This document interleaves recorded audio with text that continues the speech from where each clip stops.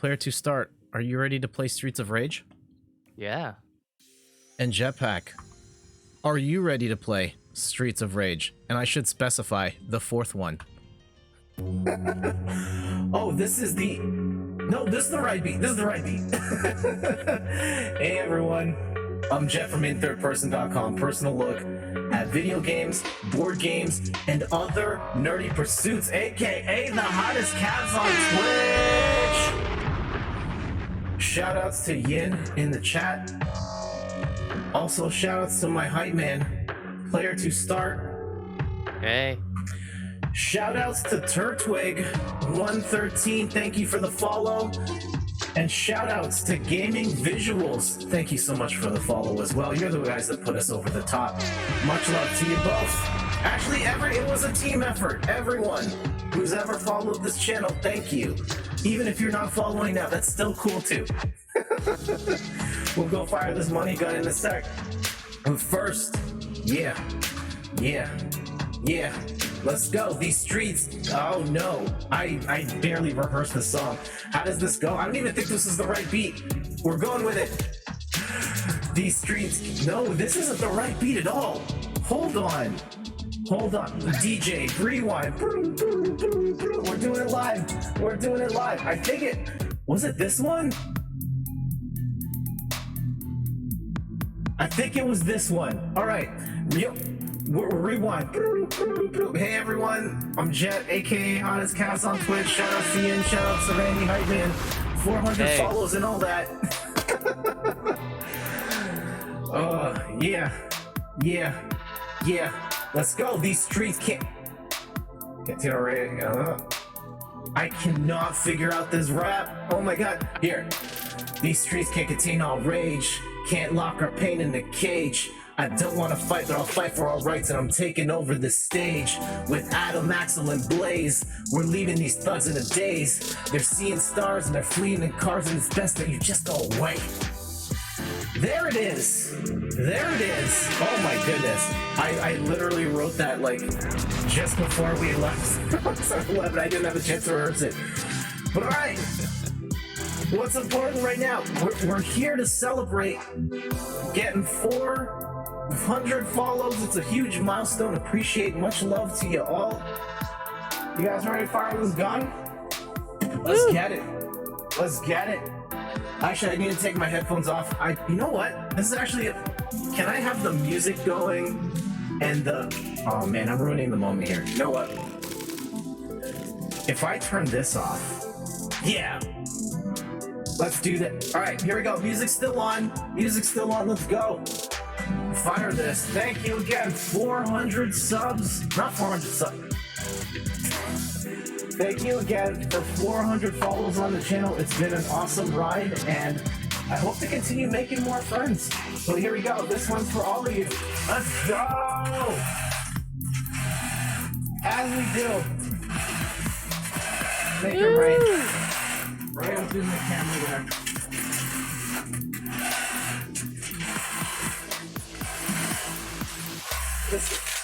There it is.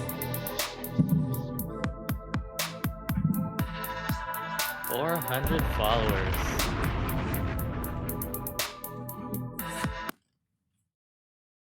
And there goes the fake money. Oh my goodness. Now you gotta be extra careful not to run it over with your chair. Some of these bills have already been run over. So one of the things about the picking up the money up, yes, someone has to pick the money up off the floor afterwards, and it's got to be me. And I don't want to wreck this money because we're hopefully there will be a 500 celebration and a 600 celebration someday, and we need to keep these bills fresh. I don't even know where you buy this Monopoly game anymore. Okay. You just use plain paper and then use the Cricut to print off some more money? In theory, yeah. This is a slightly different stock. You know, this comes from the official Monopoly printing press and is, you know, legal tender in anywhere in Monopoly land. Yeah. So, I'm not gonna sit here and pick up. Sorry. Same factory that they make the Canadian Tire money in. Yeah. I'm not gonna pick up all the bills. I'm just gonna move the stuff immediately out of the way of the chair, so I'm not running them over. Snorlax. That's the glamorous moment that they don't show when they do confetti drops on TV. Is that someone has to clean it all up, and it's a mess. Here, Snorlax, you hold these for me. Thank you. Oh yeah, imagine like cleaning up a stadium with the confetti. They won the championship, and you just meet dozens of people with brooms. Yeah. Megan plays game. Did the Mr. Monopoly himself print that money? Oh, by hand. By hand. Yep. Drew every single one. Kissed it at the end. Meg, welcome back. In case anyone's wondering, the money gun that I use, it's a Monopoly money gun. It's actually a game where you shoot the money in the air and people are scrambling. I presume it's a terrible game, but it makes for a pretty cheap money gun. What part of is that just the game? Is someone fires the gun and then you got to pick up as much money as you can? Yeah, that's the game. So sure. I mean, the money gun part is like that's fun. Like I just don't know if that like qualifies as a game. There's also some of these bills are actual chance bills, and this one is here. Chance, just say no, cancel another player's chance card. And then there's other ones with abilities and stuff. I don't even know how that works. I threw out the instructions long ago. But yeah, there are technically rules, but with the way it's built, you fire the bills in the air, people are scrambling to grab it. You would probably wreck the bills the very first time you play it, and then they get jammed in the money gun, and then you never are able to play it again. So I highly recommend just getting one for your stream instead. There's a UK game show called The Crystal Maze where that's basically the bonus round. It's a family in basically like a glass dome, and there's like little flakes that they have to pick up. They have to pick up the golden ones but avoid the silver ones, or I think it's the other way around. Okay. And that's it. It's just flying around a room, and then like if they pick up enough gold tokens, then they win the holiday or something. Nice. And I always thought it was kind of a lame bonus round. Never really liked it. Okay. But that game show is very popular. All right, well, here let's actually move on to the main part of the show. We're playing Streets of Rage 4. I probably should have checked to see if my camera's gonna block anything. I have a feeling it will, but we'll see. Friendly fire is on. I am leaning towards playing as Blaze because she was my main in Streets of Rage 2. I have been hovering on Floyd for a bit, so I think I'm just gonna go with him. I've been digging this character select screen. Like the whole soundtrack so far, which is consisted of the menu music in this music, has been amazing. It's so good. It's very important for a Streets of Rage game to hit the music right, especially with the legacy of Streets of Rage 2 having phenomenal music, way ahead of its time. 10 years have passed since the fall. Actually, here we go.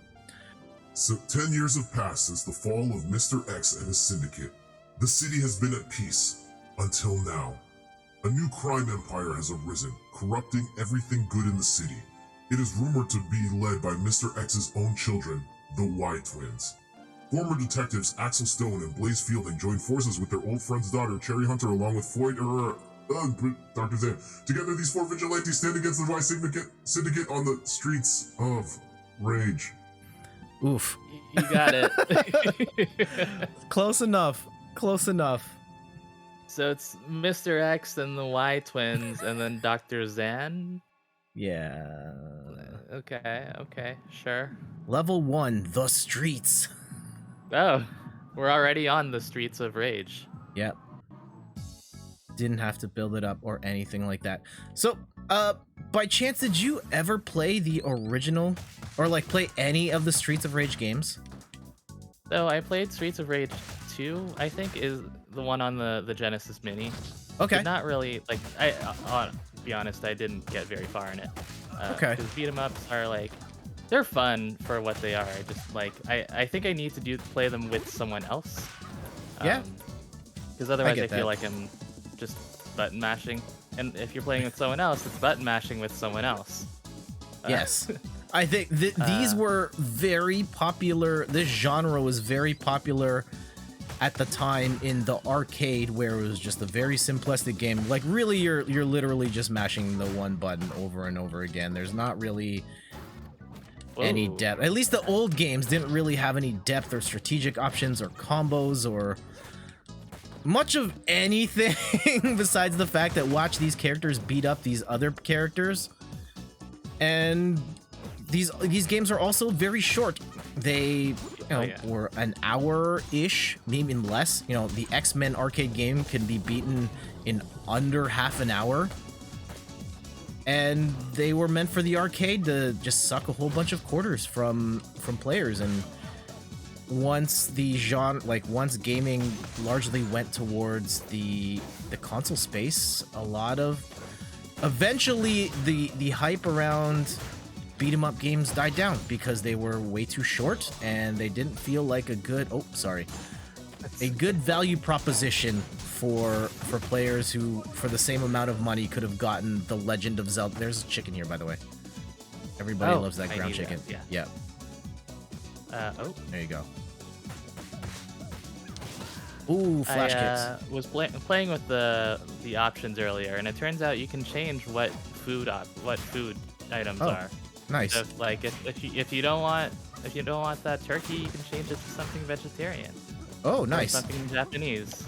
So I think they've got ramen. They have a salad. Instead of the apple, you can have like a rice ball. It's a weird, fun detail that I dig. I also turned on network options or network stats, which it turns out covers up like a third of the screen. Oh. So it's not great. It's massive. Like, they're thin lines, but it shows you like your ping, your missed packets, like stall. Like, it's excessive. Wow. I'm hoping I can find a way to turn that off. Well, I'd much rather that than, you know, no information and the online is bad. I don't notice anything weird. Yeah, it really doesn't feel like we're playing online at all. Nice. Oh, you just paused it. Oh, did I pause it forever? Oh. Yeah. Okay, so maybe like after we fight this enemy, I can see if I can turn it off. This is actually kind of a nod to Streets of Rage 2, that like walking down at this very just holding a knife just in front of you. Okay, give me one. Oh, oops, never mind. Oh well.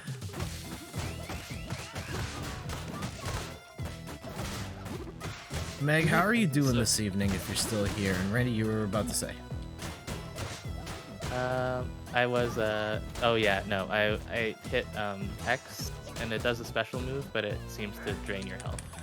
You can get the health back as long as you do damage before you get hit. Okay.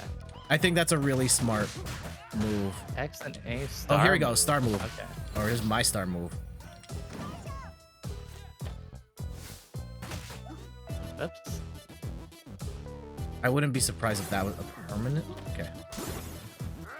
Ah. And one of the things I noticed about this as well, like in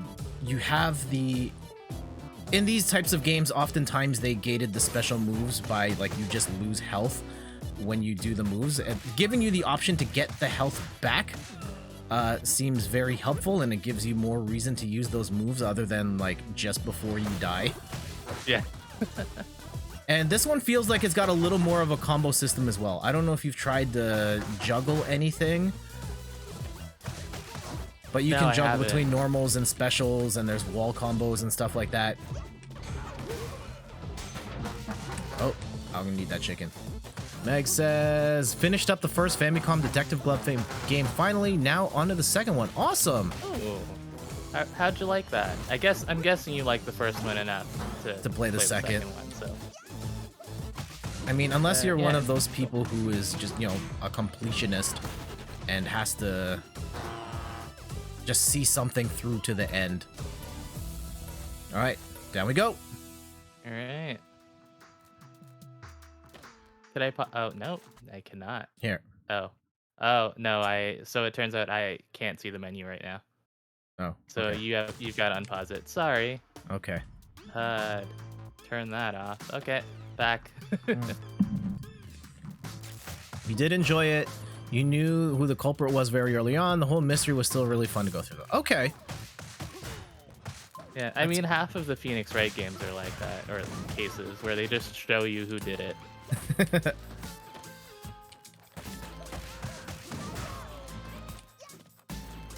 Oh, can I not hit that? Okay, you can get the star. Oh, okay.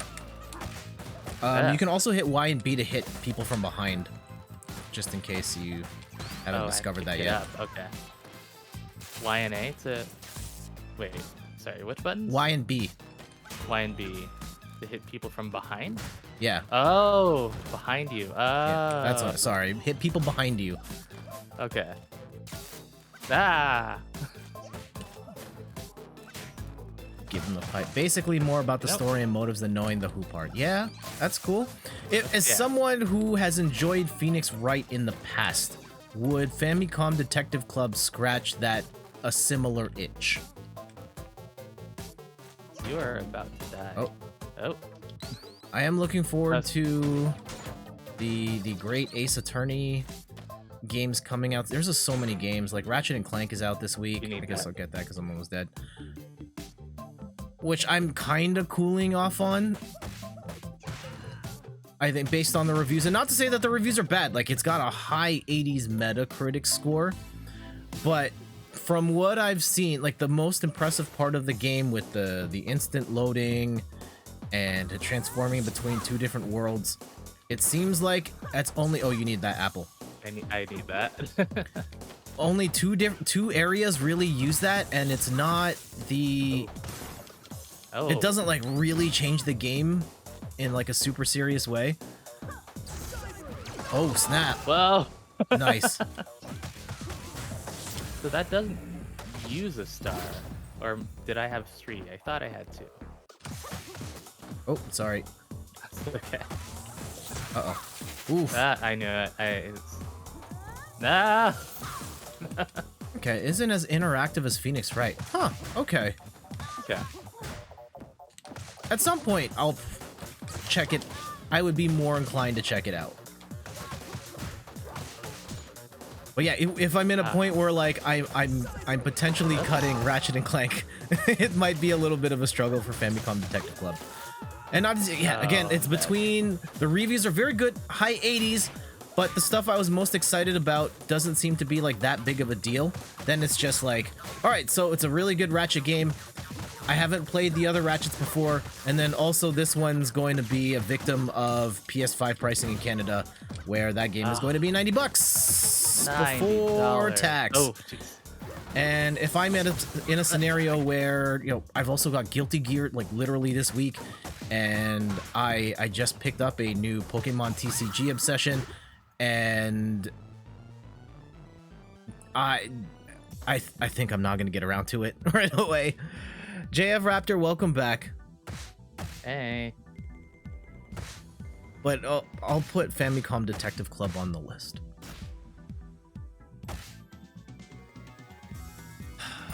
But yeah, Pokemon TCG. Oh my god, I have fallen down the rabbit hole so bad.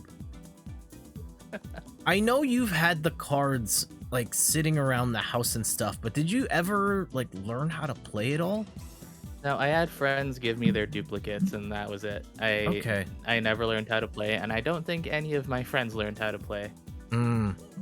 They bought them for the sake of collecting, and sometimes they got some from the convenience store across the road that sold bootleg Pokemon cards. And you could always tell because they were like shiny all over, and they were actually just stickers, so you could peel them off. Yeah. By chance, do you still have any of those old cards? Yeah. Totally don't. Oh no. I did. I know I got a Pokemon card from watching Detective Pikachu in theaters, but I totally don't know where that is. Okay. You just made me reveal I had those too. I don't know where they are. Oh no. Oh no. Oh no. We'll be okay. We'll be okay.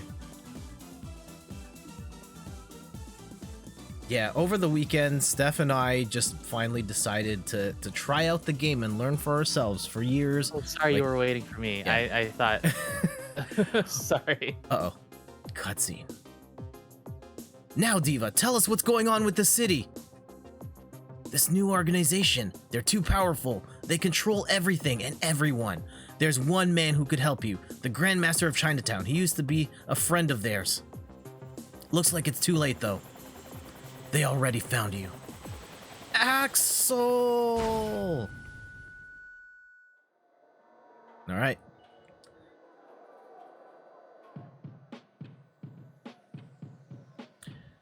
Yeah, Steph and I bought a starter set. Like it's 2 decks in one box. It has everything you need to get started. And with that and the help of the official Pokemon channel's YouTube, they have a couple of tutorials on there how to play. We were able to learn just enough to get by, and that game was a lot of fun. And then it was I like, all remember, right, oh, go for it. Reading the instructions for how to play it, and I like vaguely recall like how it works, but I never owned enough cards to actually play it, and I didn't really have anyone to play it with, so it didn't really matter. I could have bought the Game Boy Color game, like the adaptation. Apparently that one was pretty good. Oh, look at these cops just beating up these man, the police We're just gonna abusing let their it happen. powers. Man, I didn't realize this game was going to cover such issues. Defund the police. Am I gonna get canceled now? I don't think so. All right. G signal. Oh gosh. Yeah. Barney. Get out.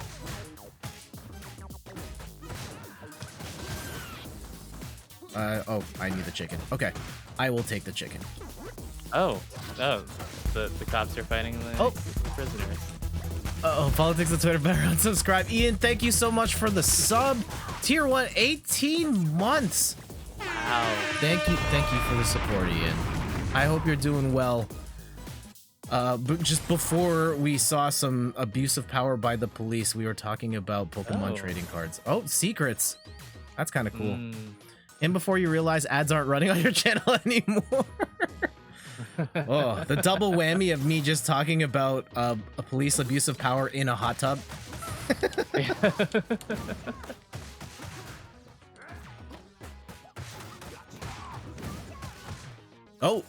Oh no. Gee, we got the riot squad here. Is the president trying to take a photo shoot on the... Oh, you know what?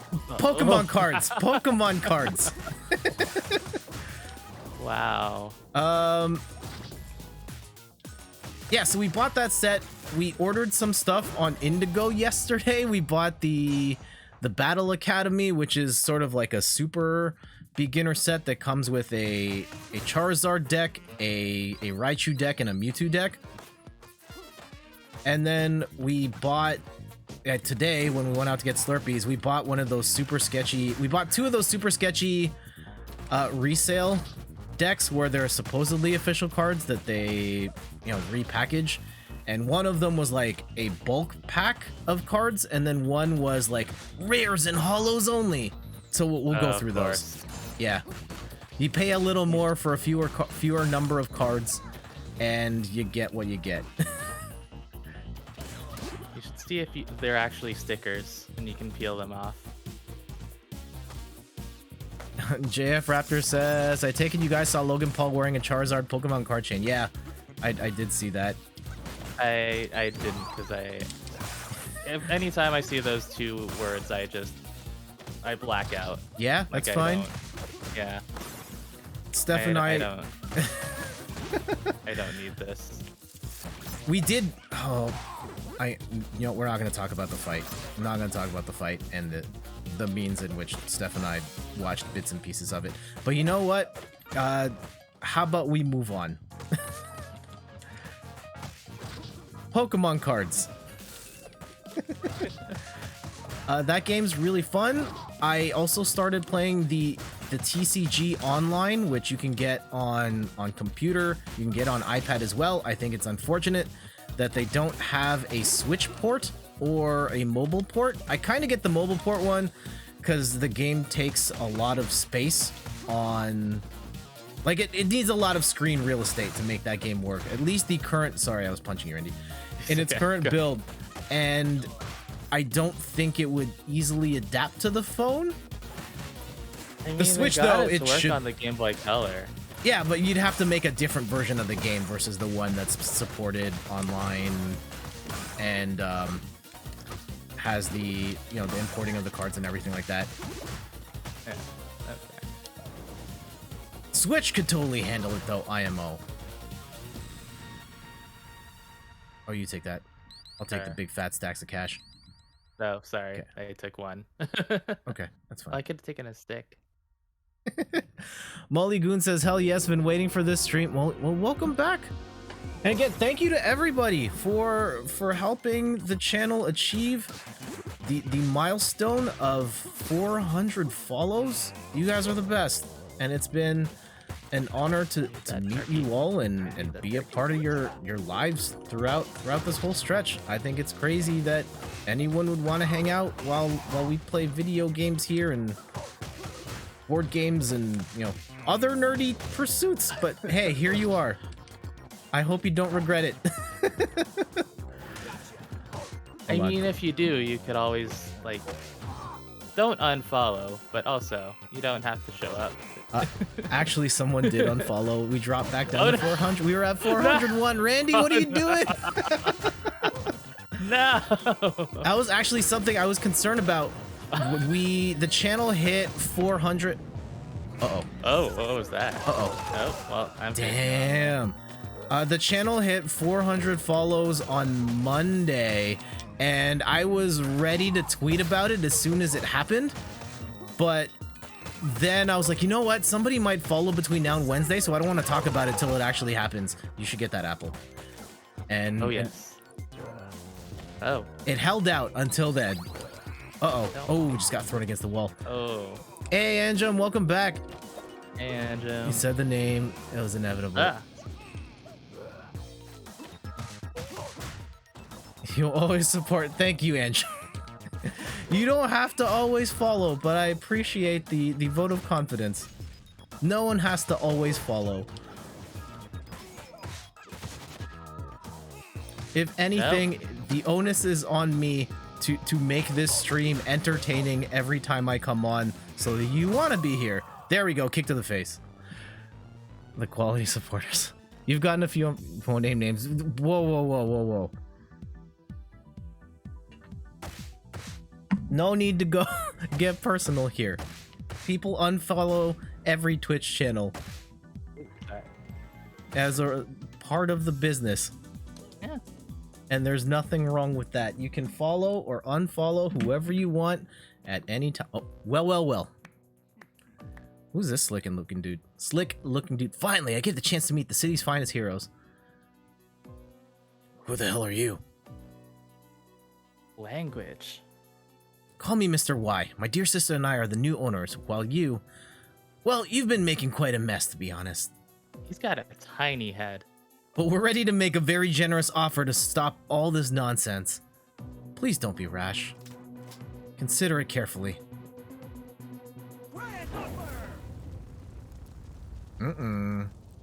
Well, in that case...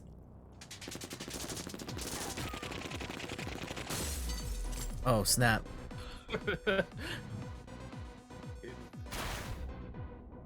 Anjum says, sure. always have fun instead of followers, I always say. Fair enough.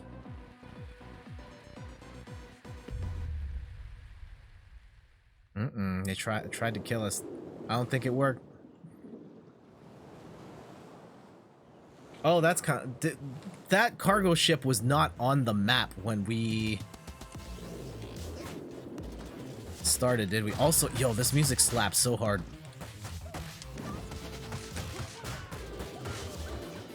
Yeah, I'm adding this all to my Spotify the moment we get off. I wonder if it's the same composers. I don't think it is, but I think that person was consulting on it. Okay. Is that like in particular the menu music and then the character select screen really sounded like OG Streets of Rage? Uh-oh. I tried to get away from the explosion. Didn't work. You can grab that. Take that star. I think Or your do we have to go that way? Yeah, we have to go Right. through the crate. Okay. Are we sure? Okay, I maybe don't not. think so. The Jack's arms, yeah. Angel, by chance, did you see the new Mortal Kombat movie? Did anyone here see the new Mortal Kombat movie? You know, it's for the best that you didn't, but just out of curiosity. Uh-oh. Get out of here. Yeah, I did not. Oh. Oops. Okay. I think at some point I watched the original Mortal Kombat movie, probably with you, right? Maybe? I don't remember if I feel like I saw that with just Dad, but I could be wrong. Okay. Meg with the spicy message here. Did y'all see the tweet about if you unironically listen to video game music, you have 0 friends? It's true, I have 0 friends. But your taste in music is impeccable, right? Yeah? Oh yeah. Meg says, Ian, I have 0 friends, but I don't think it's because you listen to video game music. Meg, no! There are plenty of reasons you don't have 0. Well, I mean, I didn't say it. I didn't say it. Ian, you have lots of friends. Meg, you have lots of friends too. And no, we all know that's not true. Randy, you can get that apple. There's an apple? Yeah, right there. Oh, jeez. Oh. Standing right above it. 0 friends as well, and you love video game music. Man, why is everybody here not have friends? What happened? now I feel weird being like I have friends. I don't know. Is that a hot take now? Am I not allowed to say that?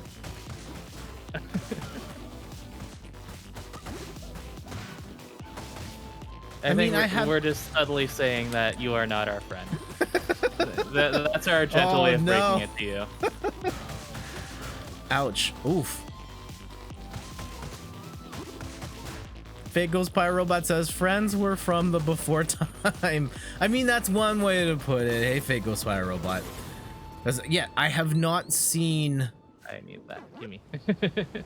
pretty much any of my IRL friends since this whole thing went down. What are we doing? Do you go up? Yeah. Who needs friends when you have Rude Buster or Volley's champion? Oh, Nora just whipping him.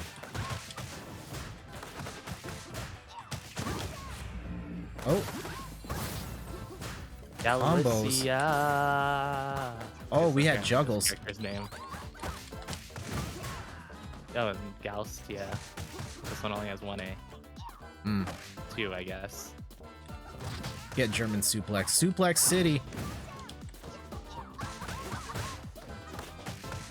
Yeah, I don't know, video game music as a thing to listen to, like, oh, alright. I feel like it's growing to be more of a normal thing in the sense that it's just a lot more accessible now. Back in the 90s or the 2000s, you had to order a CD online or import it because that stuff wasn't readily available here, but now it's just like you turn up Spotify and you find the playlist for the game music and it's all there. And so I don't think it's that weird of it. I mean, it never was that big of a deal to listen to game music outside of the context of the game, but now it should be more normal than ever. And you just wrecked her. I remember I was like 20 years ago now, probably. I was listening to online radio station that only played Mario music, and I told you about it, and you judged me so hard for listening to you. You just thought it was so weird that I was listening to Mario music. Yeah, I'm not surprised that in the olden times I would have said such a thing.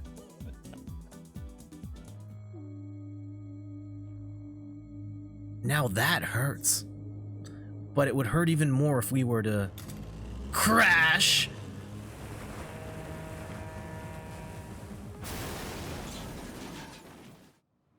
We're just going even farther away from where the station markers are want us to go.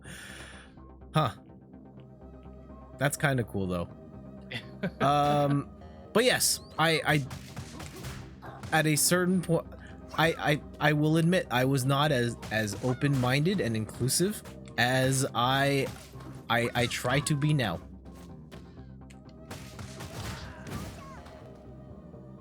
How many classic rock songs are known to kids entirely because of GTA games? Yeah, that's the other thing of video games exposing younger generations to music, or just music as a discovery platform. I discovered lots of rock music that, you know, my dad had sitting in records. Well, our dad had sitting in records for years that I didn't really listen to or give the time of day until I heard it in Tony Hawk or Rock Band. Oh, I just kicked her right off the platform. There's like an embarrassing amount of music that I really only know because of Guitar Hero or Rock Band. There you go. Or DDR, actually. I know iCarly music because of Rock Band. That Headphones On song, that was not bad. Oh yeah. Was that one of the free ones? Yeah. Yeah. iCarly, Paramore I discovered through Rock Band. At the Gates, I actually listened to some, like, At the Gates. I was like, you know what? I want to like listen to some metal right now, and I was like, I remember this song, and I actually thought that the rest of their stuff was really good. Not all of it is in the style of, oh, what is that song called? Blinded by Fear, I think is what it was called. Okay, the title sounds familiar.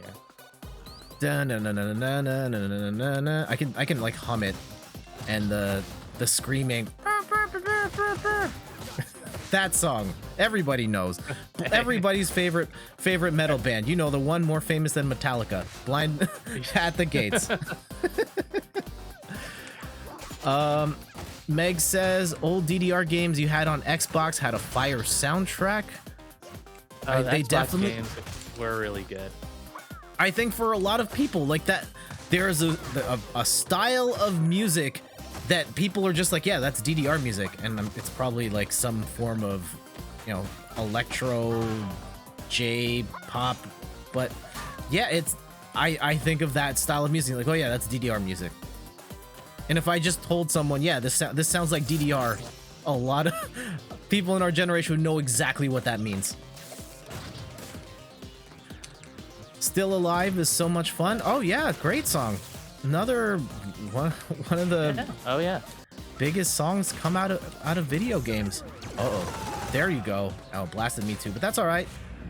Oh, did I? That's okay. I probably listened to Still Alive 100 times before I actually played Portal. And I get that it kind of spoils what happens, but yeah, I don't think it ruined the game though. Like once we actually played Portal, Portal is still a fantastic game. Zombies on Your Lawn is another one of my personal favorite video game songs. Oh yes, Laura Shigihara. She streams on Twitch now. On Twitch. Yeah. Yeah. I watch her sometimes. It's great. She's great. I literally used the DDR song in your TikTok the other day. Awesome. Ooh. Which song was it? Is it Butterfly?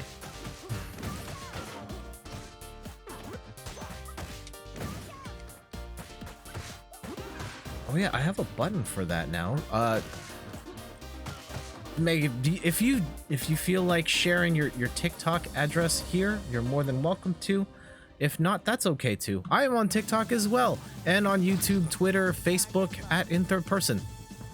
All right, boss time. Ooh, she looks very tough. I've learned to play some DDR songs on ukulele. It's great. I play them sometimes and no one knows what they are.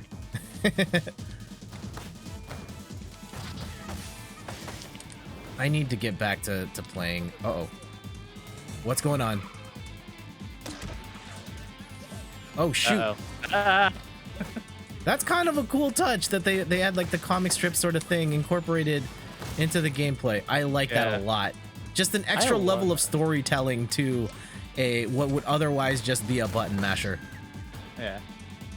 I mean, the art overall is gorgeous. Oh, like, yeah. It's fluid. It looks. It's pretty. Yeah, that's all. It's just very pretty. I like even the fact that the level markers don't go where they tell you. Just like tell you something about, oh, we were supposed to go here, but this journey has gone completely sideways and we're just trying to figure it out. I think that extra little bit of storytelling is a really nice touch. Yeah. Oh, more. Oh, no. Oh, she calling in backup. Calling in backup. Okay. I'm gonna laser. Oh. Hey, Gaming Omnivore, welcome. I hope you're doing well. Hey. I saw you were streaming. Oh, what were you streaming this morning? Oh, I cannot remember. But I know you were streaming this morning. I hope the stream went well. Whoops. And JF Raptor not on TikTok. No worries. Join whatever platforms you want or don't want. Follow me or not.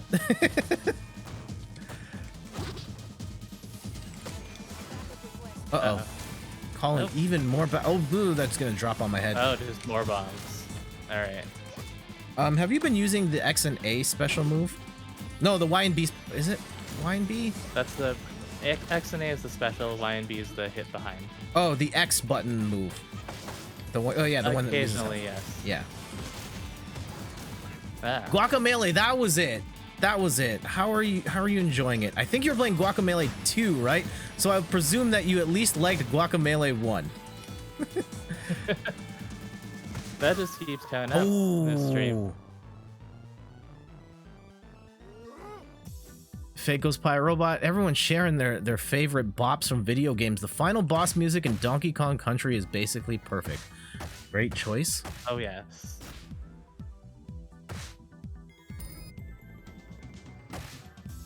All right, do you guys want to open up some Pokemon? Well, want to see some Pokemon cards? Do that, and then we'll get back to chatting about video game music. Well, while I set this up, yeah, prep some of your favorite video game songs to share with everybody, and we'll chat about some. Oh, wrong button. Chat about some Pokemon cards. So again, Steph and I went to 7-Eleven just before the stream started.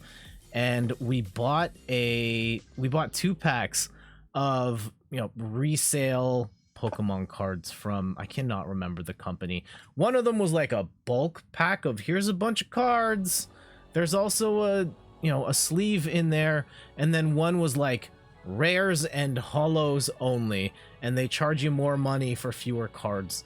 And so I've got the stash here in this deck box. I know what they are, but we can look through these together and talk about them a little bit. See if we got any bangers. Steph actually went through the process. She made an Excel spreadsheet and then looked up the values of every single card and see if you profited. See if we profited. Yeah. Anyone want to take a guess on whether or not this stash of cards got us or is worth more than what we paid? Yes or no? Actually, can I set up a poll? Can I set up a poll? I don't know how to do that. Are you going to give us the value? How much you paid for it? I think it was like $10 for this stack of for this stack of cards. $10. I'll say yeah. Why not? Okay. Yes, you already know. I don't know how to do polls on Twitch. Yes or no in the chat. I see some other messages in the chat. I will catch up on those in a sec. But first, cards. So, these are energy cards. Let's get rid of those. Here. How about this one right here? Tauros. Some funky looking art there. Does have a horn attack for 60 damage with only 2 energy. That's not bad. Tauros is one of my go-to cards in the online game because he has this attack where you flip a coin and each time you get heads, it's 30 damage, and it's based on how much damage he takes. So if it's sitting on 10 damage, it's 10 coin flips, and so you could do like hundreds of damage on it. A little bit of a risk reward, but nevertheless, I like it. I don't know if it's actually a good card in the game, but next one up. Skitty, this one has very cute art. She's got a cat kick too, 20 damage. A little expensive on the cost there for that, but hey, it does let you get energy from it, yeah. So that's kind of helpful. Okay. Another one with cute art at the very least, Teddy Ursa. I like that move, baby doll eyes. Dig claws. I've found that when I've started playing the game, these sort of basic level cards, if they don't have abilities to help you get energy or something, I basically use them as Pokemon shields to like charge up one of the better Pokemon. One of the duplicates we got, I can't believe we got 2 of these in the set. That should be illegal. A Staravia. Flip a coin of heads, does 20 more damage. That's actually not bad. Potentially 40 damage, 1 energy off a basic Pokemon. That was okay. This was the final card on one of these. Tackle or Fletchling. And Ian says someone paying too much, pal monsters or whatever. It's actually funny. In the pack, one of the cards just calls it colorful monsters. Because of course they can't say Pokemon. Of course, fresh off the beach, Sandy Gast. Absorb life, heal 10 damage from this Pokemon. Yeah, so it just heals. This one can't hit anything, but it just kind of is a human shield. Well, the Pokemon shield until something better comes up. This is probably I don't think this was the best card, but in the set, one of the cards, this one's a reverse holo. All right, so this one actually has like cool stuff going on, even if it's just a blip bug, and in the game you can't really do a lot with it, but it looks kind of cool. It does look kind of cool. And I see the chat. I will catch up at the end of this bit. We got Ghastly, and its ability involves taking 2 Haunters from your deck into your hand, which is unfortunate because I have 0 Haunters, so now I have to buy more cards so that I can use the ability on this Ghastly. This whole thing was a mistake. I have to buy so many cards. There's so many things where like, oh, this would be great, but I need to buy other cards to do the thing. Okay, we also got a Sneasel with the sharp claws, a little bit of a devilish smirk there. Ian says he wanted a Zelda TCG when he was a kid. That could have been cool. I don't know if there's enough characters in the universe to justify. Maybe. Gaming Omnivore says, I always wanted to get into the TCG back in the day, but never really understood the rules. I felt the same way too, until this weekend, where I actually was like, you know what, let's learn this, and it's actually not that bad. For anyone that's interested in playing, if you want to learn for free, download the Pokemon TCG online. There's a tutorial in it, and you can play against the computer, and it teaches you how to play, and there's free decks, and you can play the game for hours for nothing, and it'll teach you how to play. And if it's something you're interested in, great. If not, it was free anyway. Don't worry about it.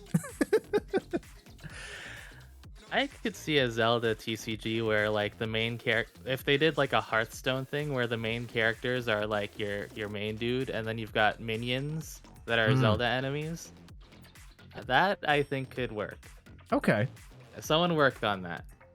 So Nintendo can cease and desist you. Bagel Spy Robot the said internet will be an uproar. Fake Spy Robot says, if Gambit ever makes it into a Marvel movie, I wonder if he'll throw Pokemon cards for the product placement. And give him a tragic backstory where he's a nerd. We also have the evolution. I don't think this got mixed in. This was a card we got from a dollar store trip. So we actually have the evolution from Sneasel to Weavile, so we can actually use this set. That's kind of cool. And that's the other thing I've learned about Pokemon cards is that I can't just play a Weavile in the game. I have to evolve it from a Sneasel, and if I don't have a Sneasel, I can't use this card. So if you're sitting on one of those fancy Charizard cards, you also need a Charmander and a Charmeleon before you can even play it. You sure do. Okay, that was a duplicate. This was one of the last cards in the rare set. Wheezing. This one kind of has an ability. It has an ability where it poisons all of the other Pokemon, and I think it's on the bench and in the active space. So that could be kind of cool. I don't have any poison energy cards, so I can't. I don't have any poison energy cards, so I can't even play a poison deck. Meg says I'll sell you a Charmander for 4 million. Oh. Oof. Here's another one of the rare ones. Magerna? I've never seen this Pokemon. But it looks cool. It looks cool. This one has also cutesy art. Another one, Reuniclus? I don't know anything of Renucleus. I don't know how to pronounce it. Reuniclus? Wait. Meg says that's a legendary or mythical? Which one? Oh, the Magerna? Oh, cool. I'm guessing not this one. But okay, if the other one is a higher tier Pokemon, that's great. This one looks like a really old one. Like one of the old Arcanine cards where the design of the card was a little different. Is this like an OG? I think I had that. Yeah. Magearna. There it is. I'm almost certain that's one of like the OG cards. Nice. Two more. This one, a reverse hollow Steenie. Again, got the nice hollow back. And then the last one that we got. This one I know was a legendary Pokemon. I don't think it's actually a card that's worth anything, but Raikou. Kind of cool. Yeah. The abilities on that are not bad. Not bad. Is that the last one? Yeah, that was the last one. Gaming Omnivore says, yeah, that looks like the OG Arcanine. Meg says, why is that Arcanine way better than the one in my fire deck?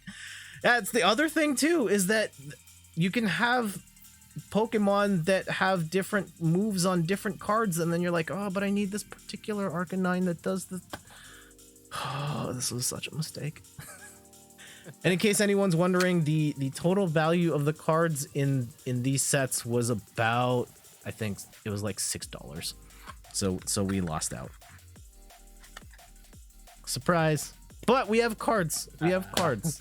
We can use it to help expand our growing collection, of which, half of it is this. So it's a start. Meg says F. I didn't get into Pokemon cards for the collector thing. I'm not using this to pay for my mortgage. I'm here because I like the game. My favorite Pokemon card is, I think it's like Birthday Pikachu or something, where like it has an attack that does 30 damage, but if it's your birthday, then you get to flip a coin, and then if you get heads, then it does 80 damage instead of 30. I'm pretty sure they've banned that from every Pokemon trading card game tournament. Yeah. I love the idea of it. I've heard they banned that in tournament because people would try and lie, and then they'd have to show ID, and it's not worth it. You gotta show your driver's license to your opponent. Most of these people aren't even old enough to have driver's licenses or like really ID anything. Yeah. Ian says there's a similar card in Magic that's also banned. Okay. I'm not surprised. Let me try and catch up on the chat. I know I skipped over a bunch of stuff while trying to run through the cards, and I apologize. Only if they're worth $10 million. Let's see the shiny Charizard. I did not get a shiny Charizard. Price is Right. No. You restarted Guacamelee too. Okay, so it's a game you do like enough to play again. Steph says some of them were in the premium pack. Pokemon fodder while you set up Kangaskhan on the bench. Yes. So again, I'm sorry, Meg, I got you into the online TCG, and the fire deck has Kangaskhan in it. One of the decks has Kangaskhan in it, and it's basically you just like you throw all the weak Pokemon up front, and then you put all the energy on Kangaskhan, and then you bring Kangaskhan in, and then it just one shots everything after that. Shout outs to Kangaskhan.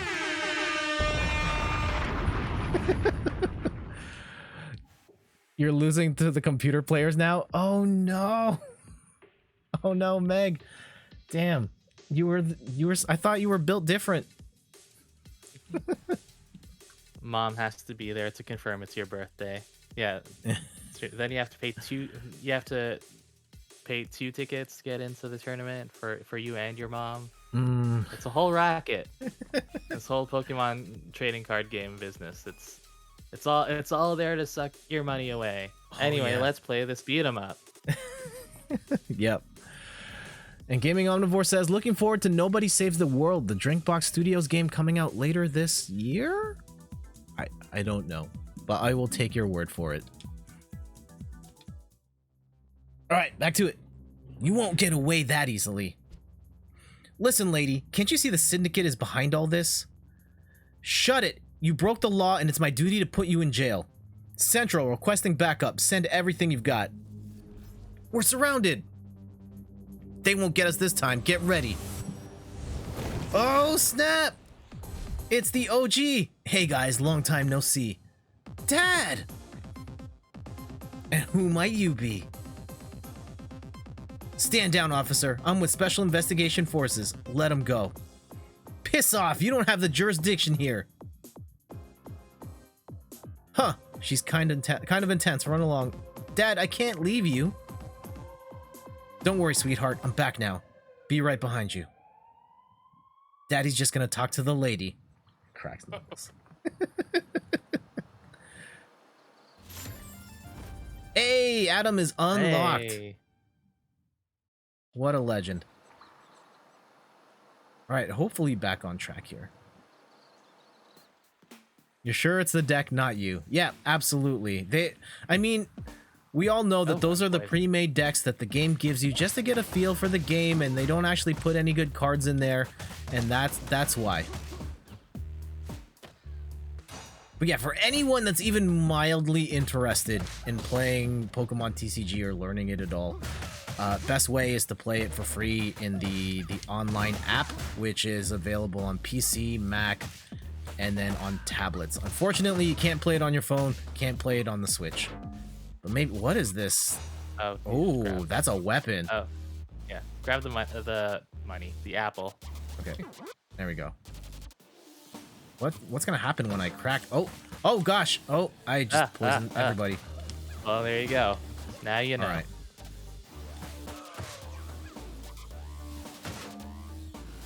Oh, no one needs the chicken. We don't really need that. Okay, save it. Yeah. Ooh.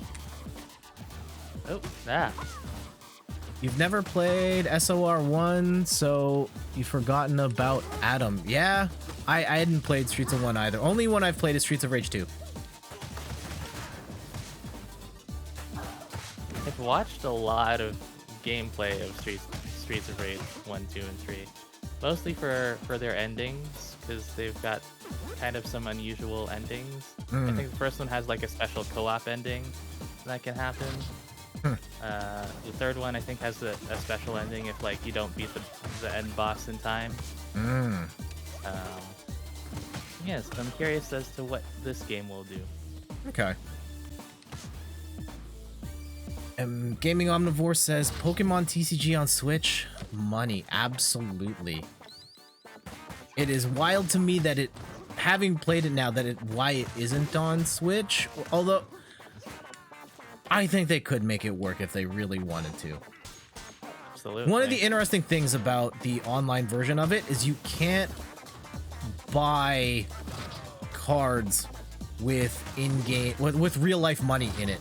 It is strictly there for you to import your IRL cards into the game. Wow.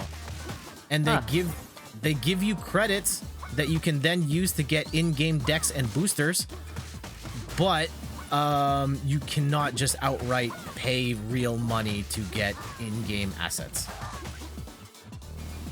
That's interesting.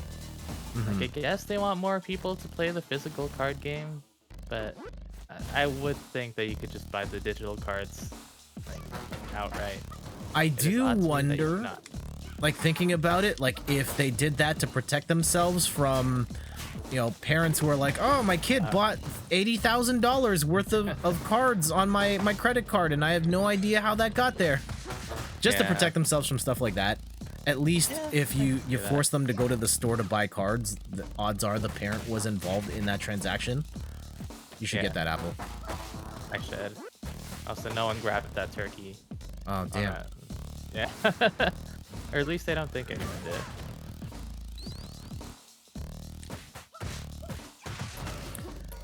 Has anyone here played a sort of trading card game before, whether it was Pokemon or Magic the Gathering or anything of that sort?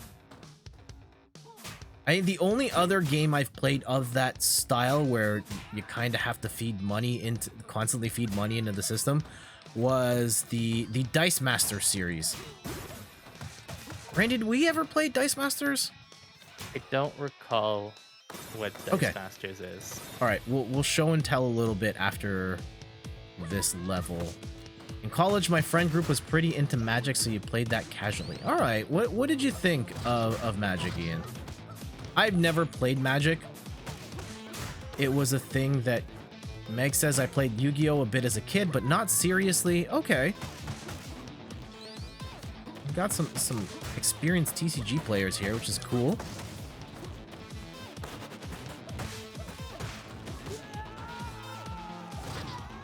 Oh, a rip. Just curious, what difficulty did you set this to? Normal. Okay. Also, for those this does save for progress, right? It's not one of those. It's not like they're not going super OG where like if we don't beat this in 5 continues, we have to start from the beginning. I have no idea. Guess we'll find out. Yeah. Molly Goon says Netrunner. I was huge into Dice Masters, my friend. Started with Uncanny X-Men starter. I got something for you. I enjoyed Dice. Okay, we'll save the Dice Masters bit for a little later. Only knew 2 others growing up that were even into Pokemon, let alone any card games. Okay. Oh, I think Had a lot of luck at a Dice Masters tourney using the ring from War of Light. I don't know if I have that one specifically. It's been years since I've opened up any of my Dice Master stuff.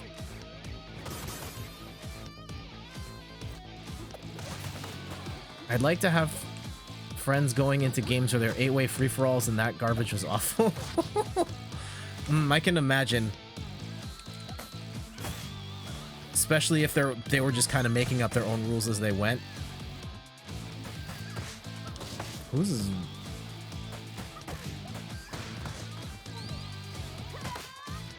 Oof. The one in the green and the yellow kind of looks like a rogue from X-Men. Yeah, that's what I was about to say. Having seen better days. Oh, money. Oh. Nice. Oh, hi. Oh, that's a... Hello. Could I get a Coke, please? All right. Okay. Carry on. All right.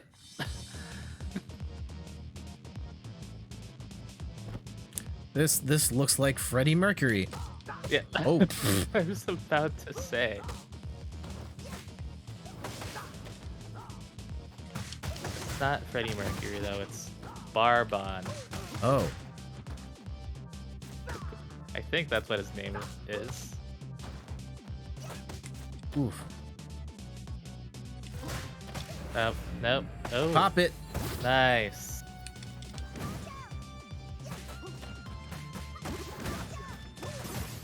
Nice. Oh, I'm gonna. Oh, nice. Oh. Juggle combo. Okay. Uh-oh. Uh-oh. Uh-oh. Oh, shoot. Mulligoon says, I missed out on Avengers vs. X-Men, which is a shame because there were some really good cards.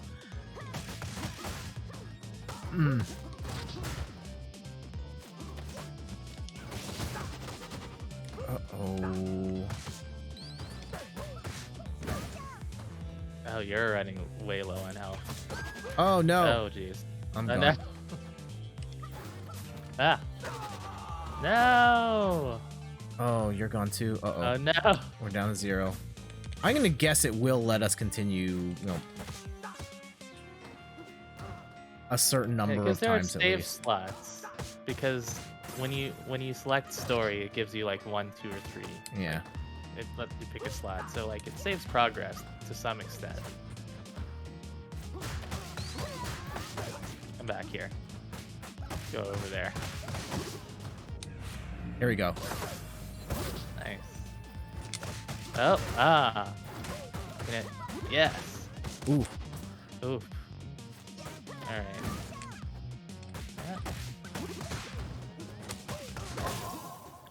Oh, Oh, there you go. Finished him. sure. Got it. Randy was just like,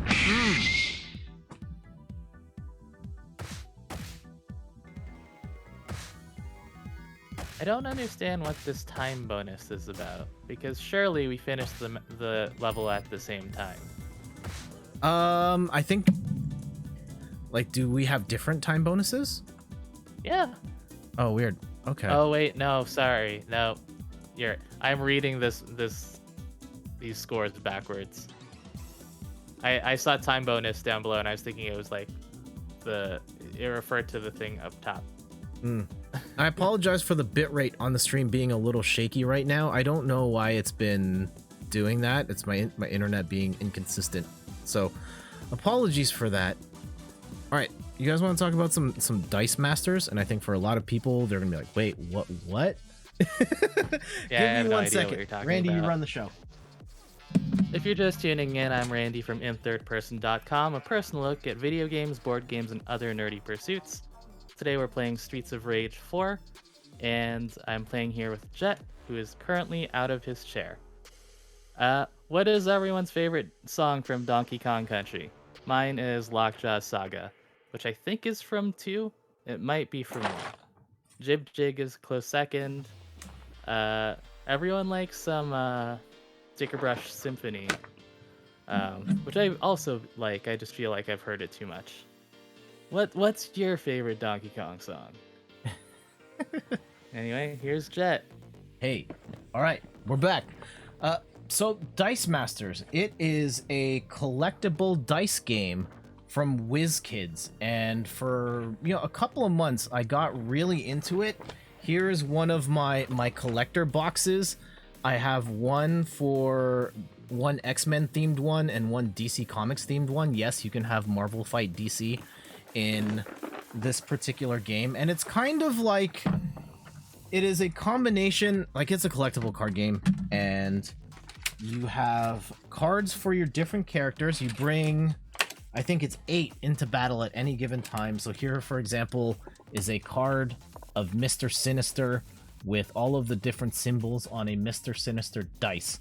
Now, all of these characters have dice, and just for context, you would buy a smaller kit that has like 1 or 2 dice per character, and then you would buy booster packs, which were actually really cheap. It was 2 cards and 2 dice for $1, which made it really easy to build a big collection.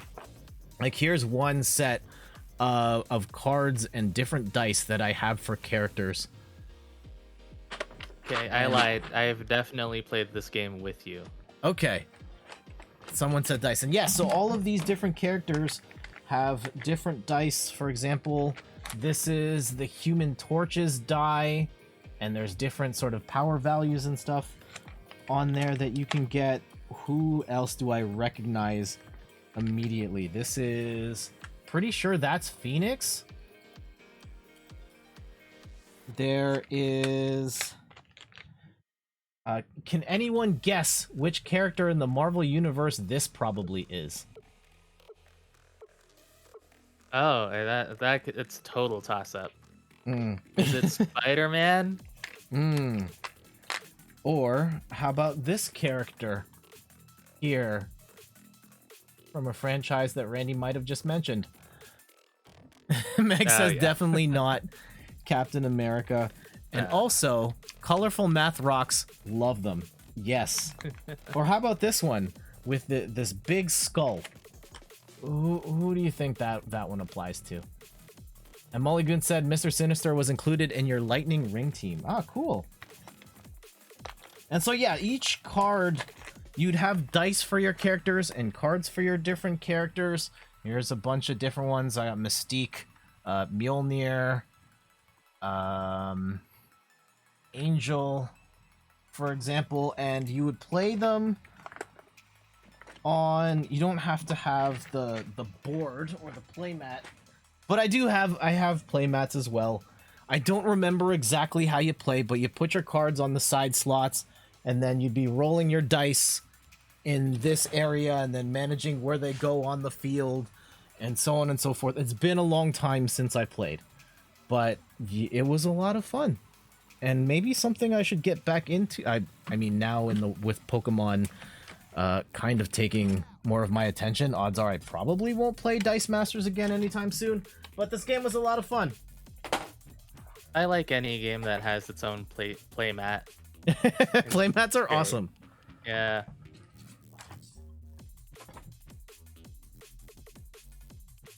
And Ian says Skull for the Punisher. Yeah, it's absolutely the Punisher.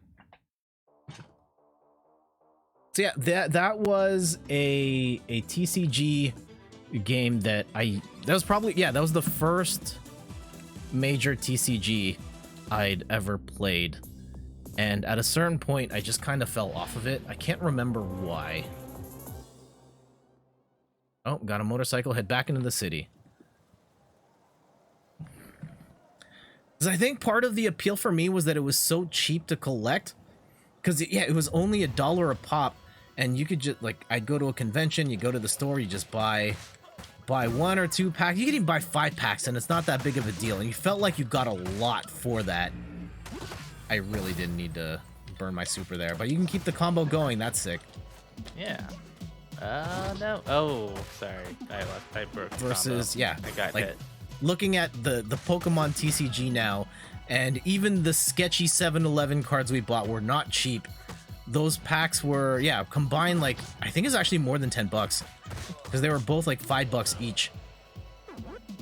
And the official card packs are, boosters are, assuming you're getting them at retail price, about $7 before tax, Canadian, for 10 cards. Okay.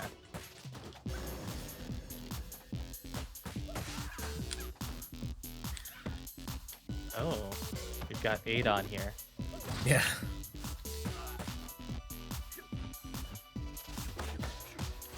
Ooh. Is anyone here, like, really into collecting stuff? You caught the bug on whether it was Pokemon cards or Magic the Gathering or, Grab stamps? It doesn't matter. Oh. Oh. Throw the weapon. Meg says dice. Oh yeah, I know you've mentioned you were a fan of D&D, and I understand the appeal of that. I have one set of D&D dice that Chris and Rachel from Double Jump sent me, and those are what I use. I've also only played D&D once, but maybe we'll do more. I don't play D&D, but dice just seem so cool. Like, they're so pretty. You can get them in so many different varieties. The Formula D dice are some of my favorite. Oh right, yeah, because there's like different dice for the different gears. Yeah. Because it's a game where you drive around the track and you're in like a car. A race car. Mulligoon, what is Dynavap? Or is it Dynavape? Oof. Ah. Gaming on Force, I try to suppress that potential addiction whenever possible. Pushes boxes of old games out of sight. Game collecting. Yeah, see, this is one of the weird things. I you know, not a flex. I happen to own hundreds of games, but I don't really consider myself a game collector. You can get that. I got the last one. Okay. By virtue of the fact that I'm not necessarily going out of my way to buy stuff for the sake of, you know, adding to a collection, most of the stuff I buy is, you know, these are games that are hot new releases that I'm planning on playing in the immediate term. But I guess that doesn't change the fact that I still have tons of games. Yeah. It's just the mentality is different, right? Mm-hmm. If I was talking to a normie, I would say that, yeah, I have a video. They would come down to the basement and be like, wow, you have quite the video game collection. Yeah. And I'd be like, I guess, yeah. I've still got all of our like N64 game boxes in my closet, and they're precariously stacked up and ready to tumble at any moment. I know I'm never gonna use them for anything. I guess I could sell them. I mean, most of them aren't mine; they're yours. So I couldn't. I would rather you give them to me before making such drastic choices. Not to say that I plan on like selling the boxed games, but those are an asset. Oh yeah, absolutely. Yeah. I don't want them. If you want to take them, At some point, yes, I will take those. I think at some point you took the system boxes. I think you took like the Wii and the GameCube. No, Yeah. wait. No, that I lied. I know I have the GameCube box. It's in the corner of my room. And it's funny. I've got it like piled up on like a bunch of things, and it's like it's in the corner of my room, but like when you remove the things that it's piled up on, it still stays just kind of hovering because it's like jammed itself into the corner. Oh, I need that chicken. Sure do. There we go. You can take the apple. Oof. Gaming Omnivore says, makes sense. Collection usually implies that you just like having them and don't even need to feel the need to play them. Yeah, like I don't necessarily get joy from having the thing around. You know, I would say I was more of a amiibo collector where I never actually bought them for their intended purpose, and I just use them as, you know, decorations on my shelf. Yeah, that was the thing I was gonna bring up, is I didn't mean to become an amiibo collector, but then you bought me one for Christmas, and I was like, I guess I need more, because it would be weird if I just had one amiibo. So, like, I bought, I don't know, like 5, 6 amiibo. I currently have, like, I don't know, like a dozen. Including Yarn Yoshi, which you may or may not have bought for me, or I forget if I bought that for myself. I don't remember buying you a Yarn Yoshi. Yeah, and I don't use the amiibos for anything aside from currently Monster Hunter, because if you can use amiibos three times a day to play the lottery, so get free items for having amiibos. And they're not even Monster Hunter amiibos. I'm using Mega Man, Zelda, and Mabel from Animal Crossing. Meg says, I'm waiting on some Kickstarter dice to arrive, so once they get here, I'll probably post some pics of your collection to force my hobby on everyone. Yeah, do it.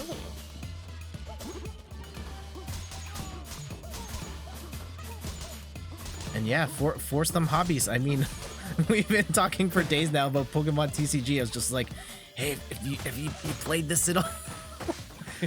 And now Meg is a world champion TCG player. Yeah.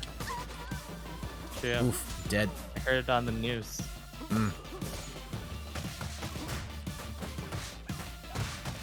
Molly Goon says, a thermal extraction device designed to vaporize things related to hemp flower. Fair enough. Fair enough. Hey, there you go.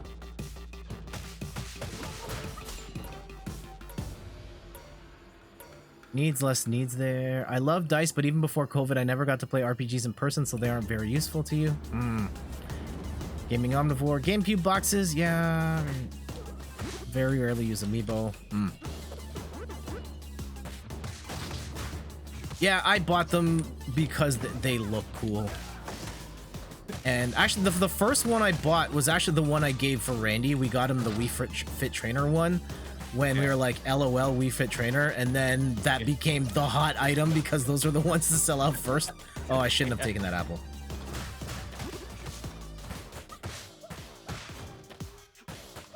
Yeah, probably. I don't know if those are still selling like for a lot. I mean, but you have the first edition, so possibly. yeah. I know that some of my amiibos have kind of broken though. Like some of them have like popped out of their their stand. Because some of them are really quite fragile. Oh yeah. Where they connect on the base. The first generation of amiibo were particularly bad at that. Yeah. Everyone remembers Link with the P stand. Link. Yeah. Oh. What Yeah, happened? Villager was a hard one too. Okay. Are we about to get Kill Bill up in here? Yes. Shiva. Isn't this guy a DLC character now? Oh, maybe. I don't know. I know you actually looked at the news about the DLC character. I did not. Oh, I just know there is one, and he kind of looks like that guy. Oof. Oof. Yeah, of all the bosses we fought so far, he seems like the one like most people would want to play. Meg asks, why do people want Wii Fit Trainer? Partially for the lulz, but mostly because Nintendo figured that not many people would buy Wii Fit Trainer, and so they didn't make that many, and which then made it a collector's item. It's the Princess Diana Beanie Baby of Amiibo. And you know, the reason Nintendo made Wii Fit Trainer amiibos was because they committed to making an amiibo for every single Smash Bros. Character. Nice. Get I'm outta out here. Of stars. Oh, you can you chain those together? Huh. Special jump kick into special jump kick. Grab. Oh. Uh-oh. It's What? not like grabs. Oof. With so many other Nintendo things, it's the feeding frenzy caused by artificial scarcity. Yeah.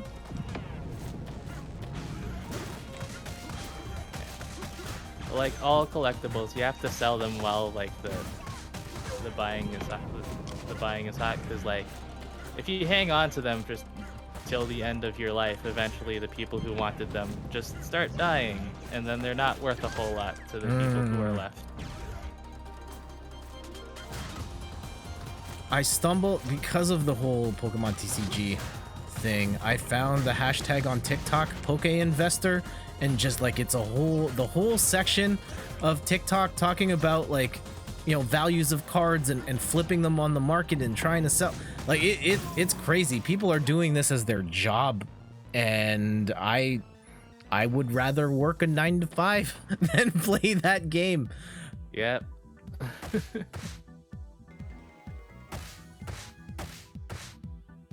It just feels like a better investment to, you know, pay for tuition and go to school and do an internship than to, you know, scrounge for money and then buy a bunch of packs of Pokemon cards and hope that you do good on one or two and then build from there.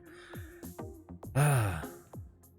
Oh, I should be reading these. Those spoiled brats. No, I don't like their methods. What's going on? What do you know? Well, since they lost their father, Mr. X, the twins have been obsessed with controlling others. They developed a machine to control people's minds through sound waves. Those speakers in the sewers! Yes, they planted devices all over the city. And they're planning to broadcast their mind-controlling music. When? Ask them yourself. They're hiding in plain sight. Did the giant Y building? Thank you, Shiva. You know, we'd save a lot of time. Oh. Until we meet again, brother. We'd save a lot of time and energy if they just had the discussion first before fighting. Beat each other to death. Also, what do you know about these bad guys? Uh-oh. What are we supposed to do? Oh, jump. Oh no! They're brainwashing our kids with the devil music, yes. It's always something, right? Ah, It's the devil music. It's the comic books. It's MTV. Playing music backwards. Yep. We It's all do, Dungeons all and of the time. Dragons. Okay, I mean, we're gonna steer a little bit into, you know, maybe hot topic discussion here. I saw a tweet that was to the effect of, the way that social media has brainwashed adults is exactly what our parents thought music and video games would do to us. But we turned out fine. Yeah, I like to think so. Yeah. I listen to video game music and I have no friends, but other than that, You're also not a garbage human being. who you know, well, we're not going to start listing off the litany of things that are problematic in that spot, but you guys understand what I mean. Pokemon was thrown in there growing up. Yeah.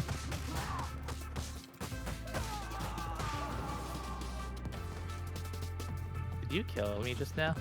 I might have. Sorry. Oh, oops, sorry. No. Ooh.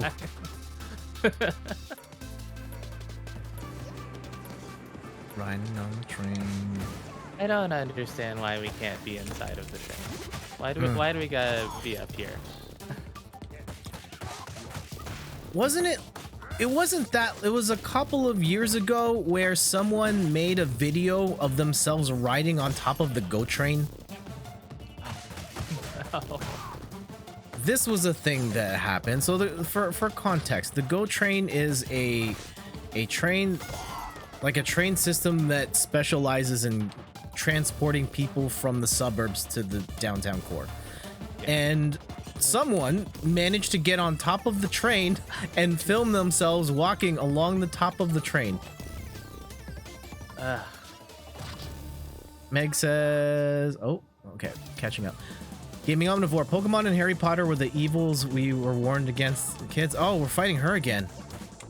Oh. What are you doing here on this train? What a coincidence. We're Hey, wait, taking does the that same mean train into the she city. beat up the dad guy? Oh. Maybe. Right, yeah, because she was fighting Dad. Yeah, you should I get don't that know. chicken. Oh, jeez. I didn't see that chicken. Ah! Ian says, I distinctly remember playing pretend as a kid playing Pokemon, and your Mention it. grandma was like, why don't you pretend Jesus gave you the power to fight demons instead? Whoa, that game doesn't sound Wow. nearly as fun. It's not at all where I thought that was going.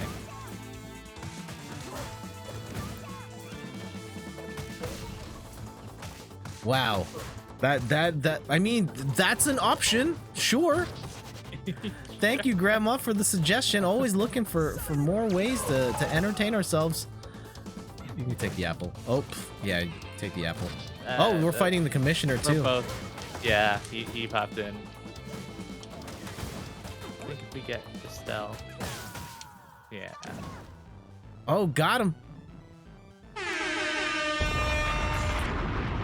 Listening to conversations about video game violence as I water my flowers in Animal Crossing. And wow, Gaming Omnivore has similar stories, huh?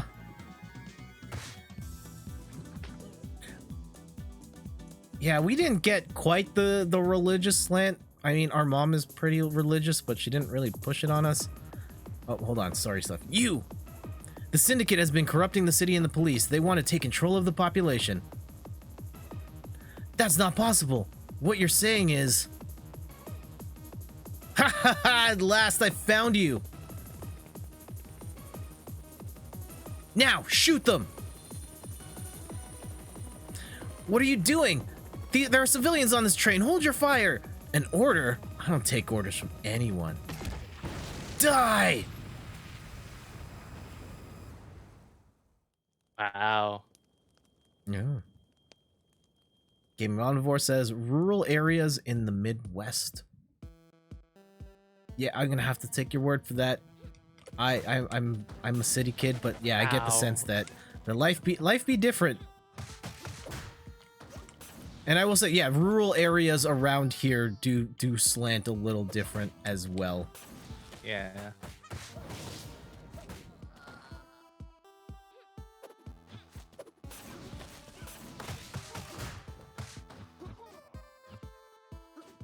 Yeah, I went to a Catholic school, and my school did not have a problem with Pokemon or Harry Potter. Like we had Harry Potter, like the books to read, like available in our library. So didn't really have it. Their issue with Pokemon was the fact that I was bringing my Game Boy to them. But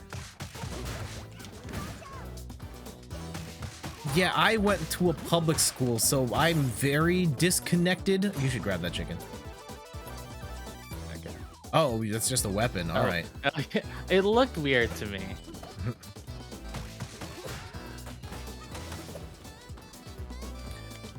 So yeah, that whole Harry Potter Pokemon thing was lost on me. At least the religious aspect of that. It wasn't until I was in high school where I went to a friend's church Christmas party, and the subject of Harry Potter came up, and the minister guy went on a whole thing about Harry Potter and magic and the church's stance on magic and all that, and I was like, oh, this is a lot messier than I thought it would be. Yeah, I did not get any of that. From my school, at least. Gaming on 4 says, I remember discreetly playing Kirby's Dream Land and reading Nintendo Power while in school. Oh, okay. I never played the Game Boy in class. I only ever played it during recess.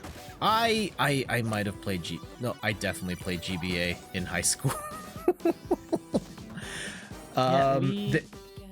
There was one particular class. It was.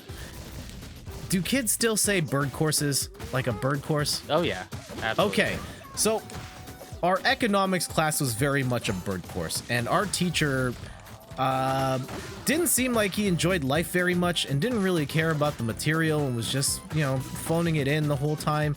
And so he'd play a lot of movies during class.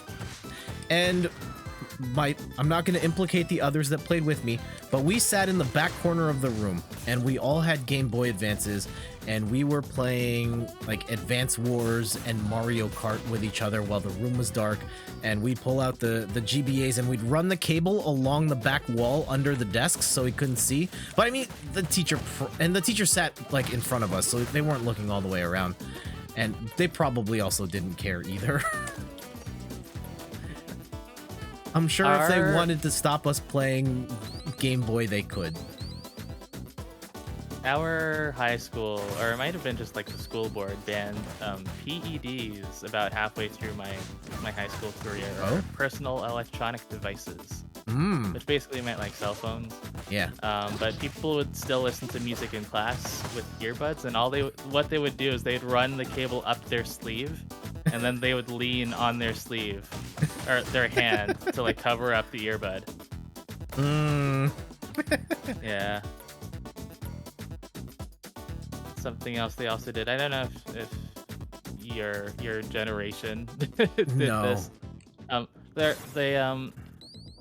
When custom ringtones became a thing, they used to use this like super high pitched tone that like adults couldn't hear. Because, like, kids have better hearing, and it was really annoying when people did that because it's super high pitched sound that keeps going off. But of course, like the teachers can't hear anything because they're old and they don't have good ears. Yeah, I've tried those tests like recently, and there's definitely a frequency where I just cannot hear anymore. Yeah, I'm sure my hearing is probably at that point too, where I can't hear those tones anymore. And honestly, I don't miss it because I wasn't doing a whole lot in that frequency anyway. Some like convenience stores started to play that noise to like scare off teenagers that were just like hanging out in front of their store. So you just play the noise, and then they get annoyed by it, and then they leave. but it doesn't annoy your other customers unless they have children. In which case, It's the worst. probably annoys them. Yeah.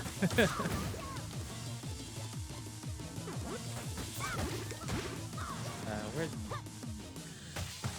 this Gaming Bayo, Mom or before is says this I was playing Kirby on break and got to the end of the game and really didn't want to shut off the Game Boy when I went back inside. Before the GBA wireless adapters came with fire, yeah, we definitely weren't playing wireless. We didn't even have the official link. I had a third-party link cable. It's all right. Because with the like first-party cable, you needed 3 of them to connect 4 systems. Yep. And with the third-party one, it just all merged into one cable. Like it was just Yeah. like an octopus. Yep. It was great. Ian says, my family is super religious, but my mom is an avid fantasy reader, so Harry Potter wasn't off limits. That's a nice loophole.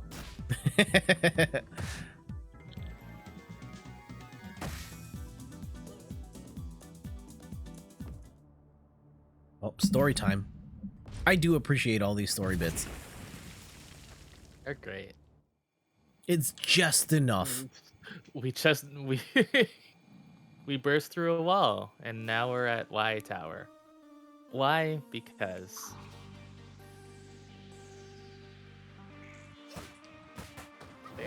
are we in a Yeah. sauna?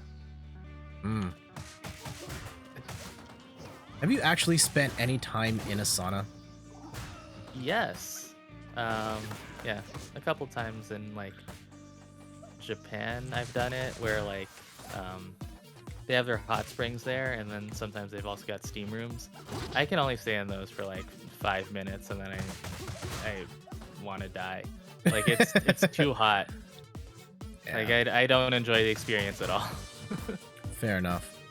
Oh yeah, there's one time I went to while I was on vacation in Vancouver. I was my feet were in a lot of pain, so I got a massage at the hotel, and then after that they bring you to a steam room where you can sit there for like half an hour. And I sat there for like 10 minutes, and I was like, nope, I'm turning this off. Ian Have you says, done it? yeah, my No, never mind. Read what Ian said. Ian says, yeah, my mom is like relatively open-minded for a Christian in the rural South, but would also cry if she found out I didn't go to church. Yeah.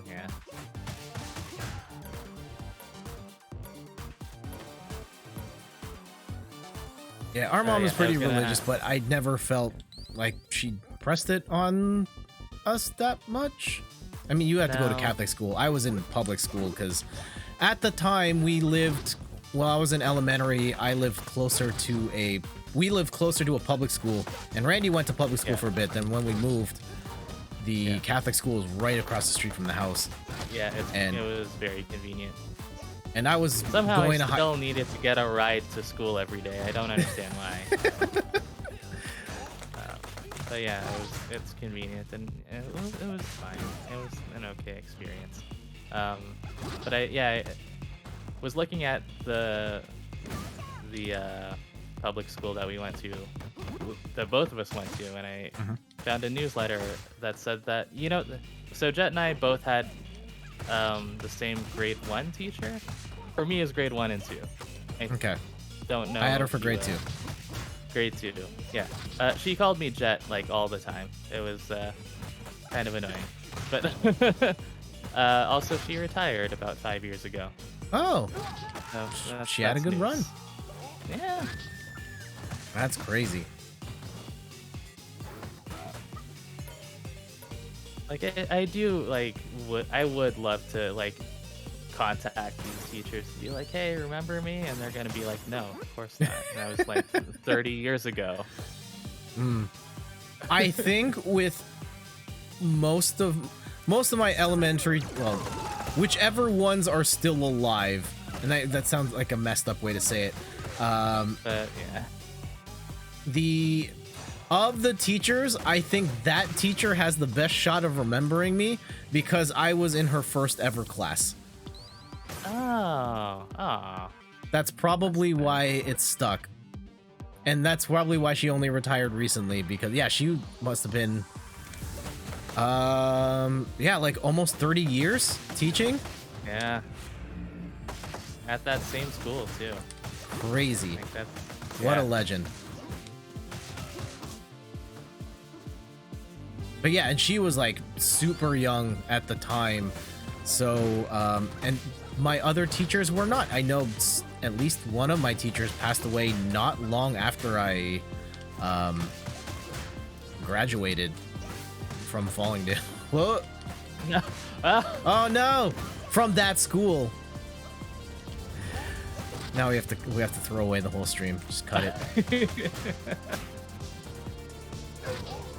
We'll censor it in post. I'm probably not. No.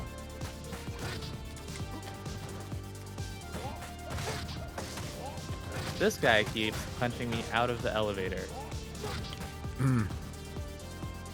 I think we're just supposed to get out of the way when he charges. Oh, maybe. Yeah. Or you trigger the parry and then you move, right? You throw. Oh, yeah. That would... Oh, I'm just Oh, gone. no. Uh-oh. No. Uh-oh. Oh, no. Okay. Please come back. Well, No. That's all you. Oh, okay. Okay, I think you found the Yeah. hack. Yeah. Get out of here. I didn't realize we were so low on lives. Shock yeet. Oh, jeez. No. Extra life is 3,000. Oh, that's a long way to go. I know. Oh no! No! Oh no! Oh. I'm gonna change character. I'm gonna play Adam. You know what? I can.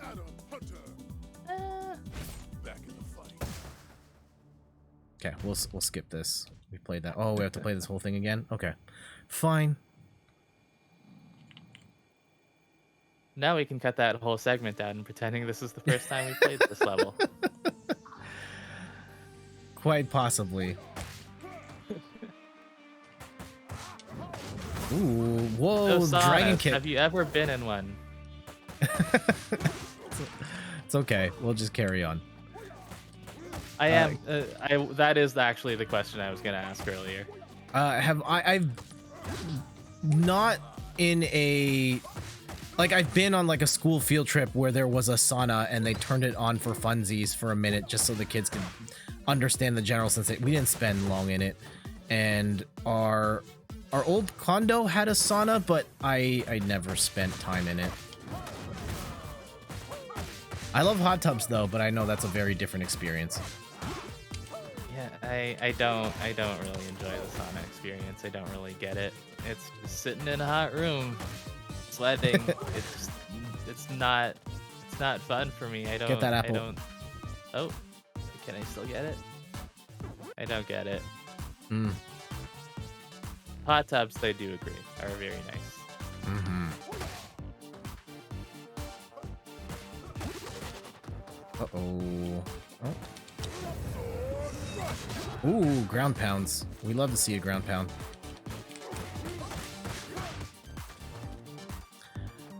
Every time we got knocked out of that elevator, did we lose a life?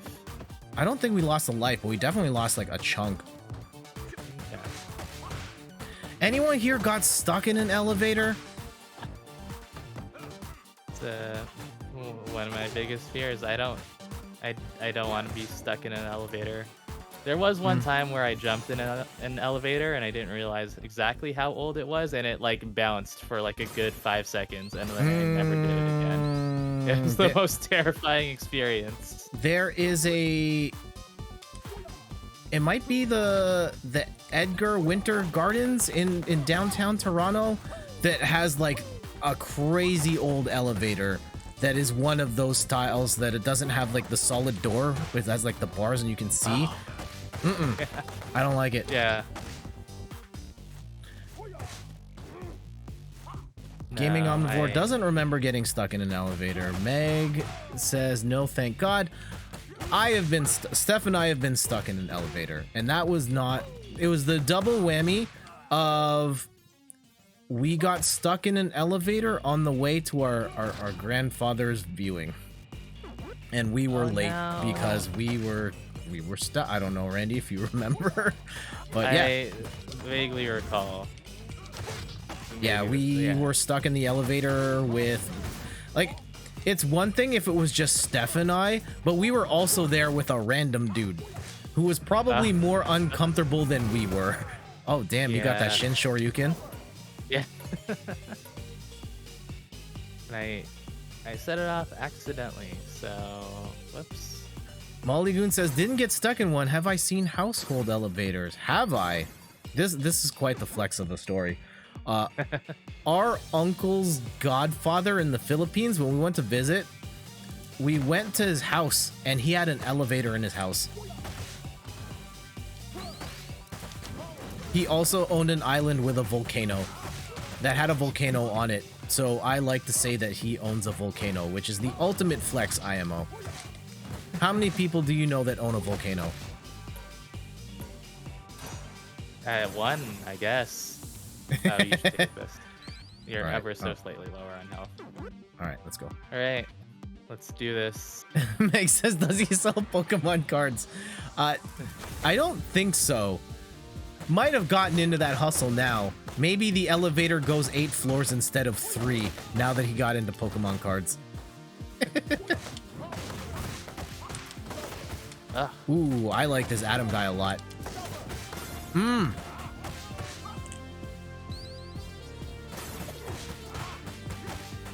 I need that apple. Yeah, Adam feels very much like a traditional Street Fighter character. Okay. Is there an apple under here too? There's some sure. Got hurricane kicks. I'm taking it now. I was gonna save it, but no. Oof. Get out of here. These guys. Oh no! Yeah, Okay. I think like I the did lose a ultimate, chunk. when it comes to like buying extravagant stuff, I still like the ultimate flexes IMO that I've seen is, you know, our godfather who owns a volcano and Jay-Z who owns a color. Jay-Z owns the Jay-Z has a shade called Jay-Z Blue, which he's officially licensed through the Pantone Corporation. If you want to use that color in anything, you have to pay him. Imagine how much money you have to just own this spectrum of light in the universe. Damn. Ugh.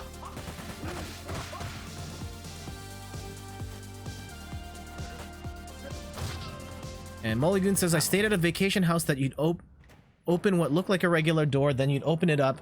It's really small, so it would be very unfortunate to get stuck in. Misleading that, and then, yeah, the little door. Ian says, owning a color is as silly as owning a star. I might have to pause here. I gave Steph a star for our wedding anniversary. Our first anniversary. It's called Stefferson Jet Plane. We filled out the paperwork. It's framed upstairs.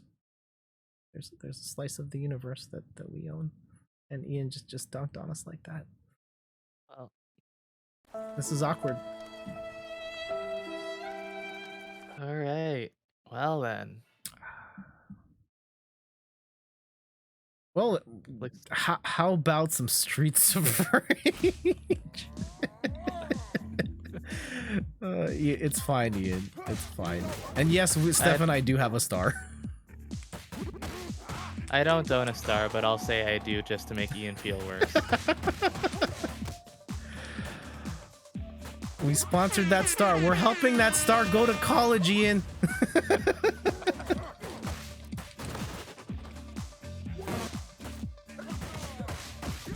Stefferson Jet. Yes, it's called Stefferson Jet Plane. I could get the exact coordinates from upstairs if that was something you really wanted. So tell me, what is the difference between owning a star and owning an NFT? I mean, the star is out there in the universe in a world where, you know, we could travel all the way to space someday. that I would have claimed to that, or we would have claim to that. NFT is man, NFTs are so sketch, and the fact that you don't even own the image itself or anything related to it. All you do is you get dibs on a URL, and that's where the image is hosted. And I've heard that there's a lot of issues where people are buying NFTs, but then the URL is expired, or someone hosting the photo takes the photo down, and then you just have nothing. Dead. Uh-oh. Gotta be careful. More careful than I was. And Gaming Omnivore, it's 2 T's on the jet plane. Uh-oh. Uh-oh. We still got 1 life to live. Here we go. YOLO! Oh! Nope. No, no, no, no, no, no, no. Yo! Uh-oh.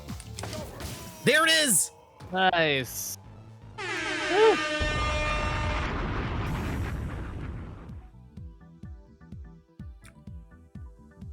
I do want to experiment a little more with the combos in this game. It feels like there is some wiggle room to string together some cool stuff. I haven't really been exploring it, but it's there. I appreciate that. Yeah. It's certainly not as pronounced as, say, River City Girls. Sorry. Max, are you okay? That music, I couldn't control myself. I swear I didn't want to hurt you. You filthy. Who is that? Don't mess with me. I am Miss Y, daughter of the great Mr. X, heir of the Empire, and queen to you scum. Yeah, right. You will obey me. Brother, activate the device. Ah! They're playing that sound I was talking about earlier. What? You can't do this. The police answer to me, and you'll do as I say. Not anymore, lady. I've seen what you and your brother are capable of. In the name of Wood Oak City, you're under arrest. Sister, we have to leave. We still have a concert to attend. Doesn't matter. Soon you'll all be eating out of our hands. A concert? Of course. DJ KY. Oh, the show will be broadcast all over the city. They're going to use his music to enslave everyone. Quick, we have to stop it. You go on. I'll clean up here. Thanks, officer. Call me Estelle. There it is. It could be Estelle. I don't know. Estelle. And they just jump off a skyscraper to nothing, I guess. Yeah. Looks like we got 2 levels left. Yeah. So the So concert. Oh, concerts. We'll be back on, I mean, stream's not over just yet. We'll be back on Sunday with a Rogue Company. Randy, you gonna be there? Yeah, I'm dedicating 2 days to your stream. That's a lot of time that I could be spending doing something else. Oh, we got spiked bats. Nice. Yeah, I'm sorry, dude. Your check is in the mail. Yeah. I'm running low on health already, and I don't like it. Oh, jeez, these bats. Oh, Estella's one of the new DLC characters. Cool. Yeah, that does not surprise me. I'll take the star. We need that apple for sure. Yeah. Oh. Do you like this or River City Girls better? That is a good question. I like... I mean, River City Girls has a lot more story, but there's a lot more fluff and anime nonsense. I think that I prefer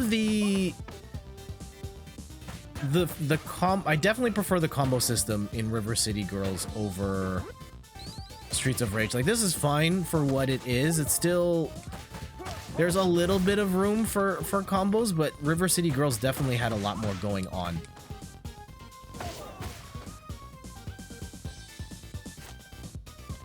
And River City Girls is also like a much longer game, which is, you know, going to be a hit and miss proposition. Some people will like the fact that this is something you can finish in under 2 hours, and River City Girls is a longer camp. That's going to take like 6 hours to beat.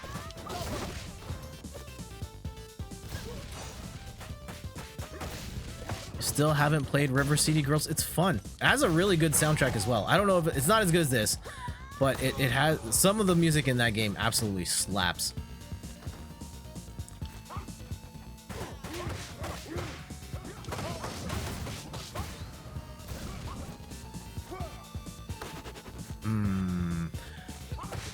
Oh, good question, because we haven't talked about this at all, and we've basically dodged talking anything about Streets of Rage or anything relating to this genre. What are some of your favorite beat 'em ups? I'm not entirely sure of the game. I'm pretty sure there was a time we had like a little cousin who had a birthday party at Chuck E. Cheese's, and I think we were playing the Teenage Mutant Ninja Turtles arcade game, which is great, and we ended up beating that game. But at some point, one of the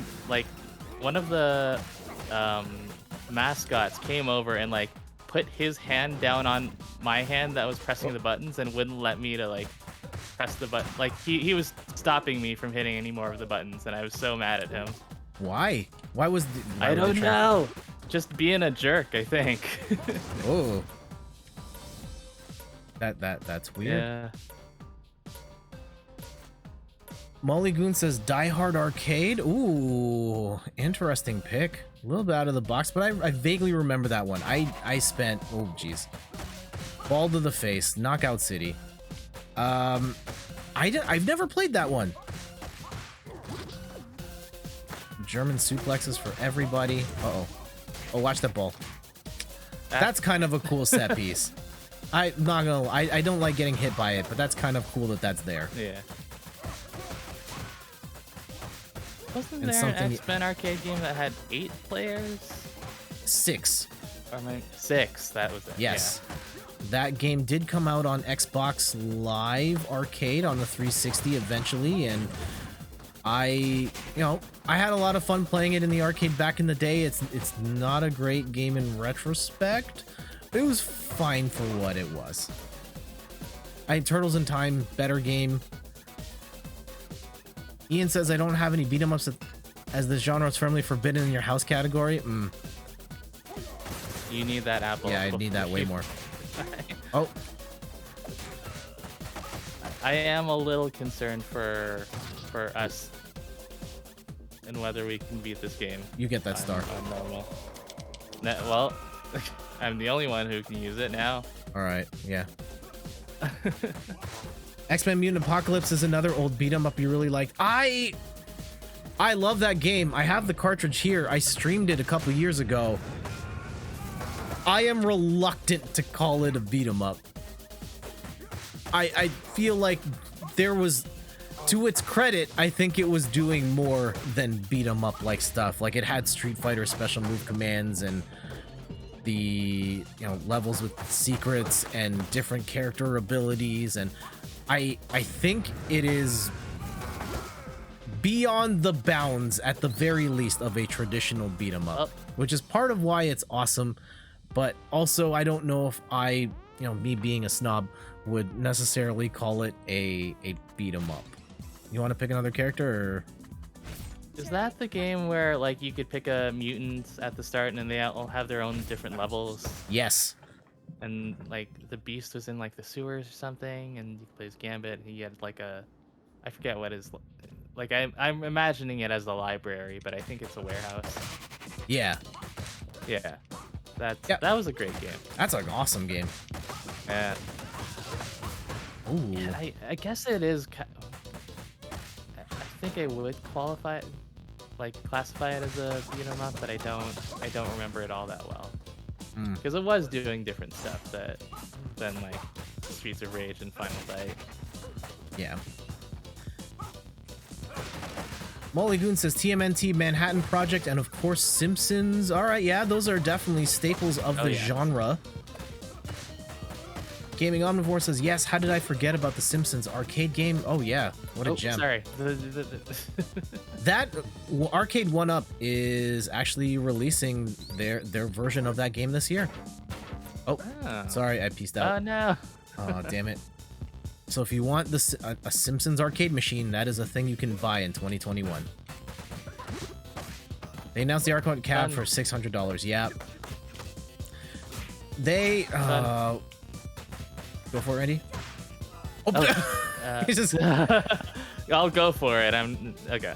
Yeah, fun fact, Marge Simpson was supposed to be like a rabbit from Matt Groening's previous comic. I think it's Life in Hell. yeah. And in that game, the Simpsons arcade game, if Marge gets electrocuted, her sprite shows that she's got giant rabbit ears in her hair. It's one of the like holdovers from that like reveal was that Marge Simpson is actually a robot or a rabbit rather. Get I dumped. think that might be the only official media that shows it.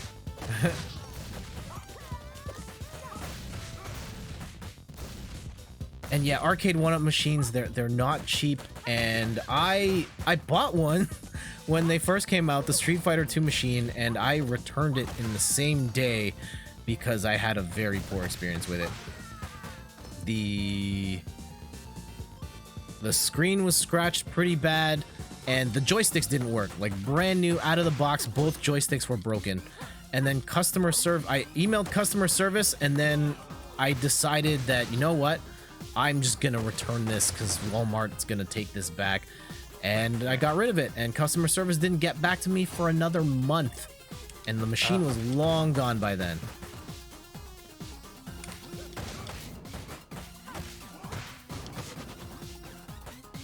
The quality has improved quite a bit. I would hope so. I think in particular, like Randy and I have played the Marvel vs. Capcom machine at conventions and stuff, and that one actually has Sanwa parts on it, which is a huge upgrade. As a fight stick snob, yeah, you gotta go with the Sanwas. That reminds me, I saw a hitbox for the first time today. Oh, because so for anyone who doesn't know, it's the arcade stick that is just buttons. It doesn't have an actual stick on it. And I didn't realize how close the buttons were. They're basically overlapping each other, and I didn't realize that. And I think that's just so odd. Like, why would you want your hands so close like that? Like, I don't know. people guess it swear makes by sense. them. Yeah. Oh yeah. A lot of the pros have switched from joystick to a hitbox. Like, it makes sense. Like, it's I can imagine it's more reliable than trying Joystick. to figure out your stick inputs, and like, especially if you got a square gate, then it's hard to hit those like Diagonals. the diagonals. Yeah. Yeah. The fundamental benefit for anyone wonder is that the throw distance from pressing a button versus like pulling the lever in one direction or the other, it's just faster to press the button, so your response time is just quicker. And you're less likely to make mistakes. If you can overcome the whole notion of not having a joystick, which for a lot of people they can't because they're just comfortable with what they're comfortable with. Yeah. Okay. I really hope Yeah, you get that an extra apple. 2,000 points before you no, you need it. I'm Okay. Like, I Yeah. do technically need it, but I don't want you to die. I will Oh, get sorry, I that. didn't mean to hit you with the brick. I think I was spamming my special move too much, and that's why we are where we are. Special moves are You so should grab that good. star. Oh, Okay. I've not used my special yet. Well, there you go. you take the chicken. Uber. Okay, yeah. Where is it? Oh, there. Here. There it is. Ah! Uh-oh. I love that she has a bounce combo. Oh, yeah, it's Ground great. bounce. Yeah, OTGs. OTG. Yeah. Oops.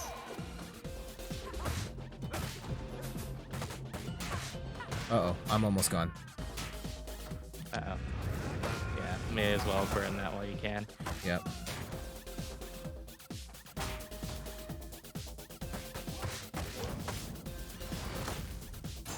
Yeah, when it comes to video game violence, our parents were pretty loosey-goosey. Oh, Extra Life in 3000, I'm not going to get there. You take that star. Okay. It was also a different time for children's violence in the That's nice. 80s and the 90s. I always mention that one of my favorite movies growing up before I went to school was RoboCop, and RoboCop is a hard rated R movie. But it also wasn't just my parents, because they made children's toys for RoboCop when the only source material or the only reference material was a hard R movie that had tons of swearing and nudity and the main character getting like shot into pieces. And that was okay for kids to watch at the time. Because I think at the time there also were. Oh wait, was that rated R or was it PG? Yes. Oh, it was R. Okay. Because I was about to say, it's not terribly relevant, but like that back then there wasn't the PG-13 rating. I think it was right. The PG-13 rating was pretty new back then. Okay. Because yeah, it used to go just like GPGR. Yeah. Or something like that. Yeah, which is not a whole lot of room for nuance there. Mm-hmm. Yeah, you need to grab that apple. Yeah. Now, got you shield up. All those I know what RoboCop you're and Alien doing, but I Predator don't toys like it. back in the day. Yep, I had them all. I loved Aliens growing up, and again, that was another movie I would watch in like kindergarten, and then they made toys for those like a couple years later. Yeah, And that's again, there was no crazy. kids shows or anything. It was just based on a hard R movie.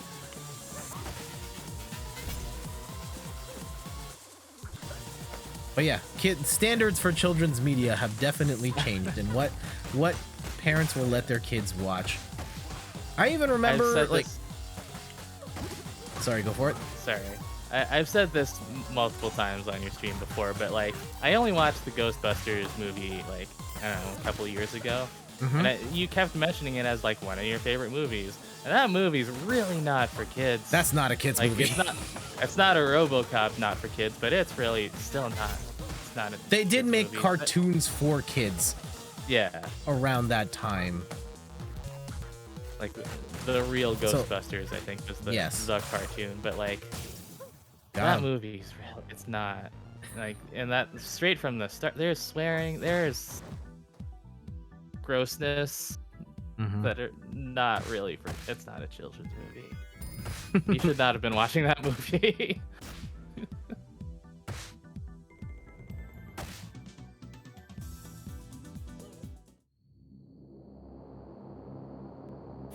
Story time.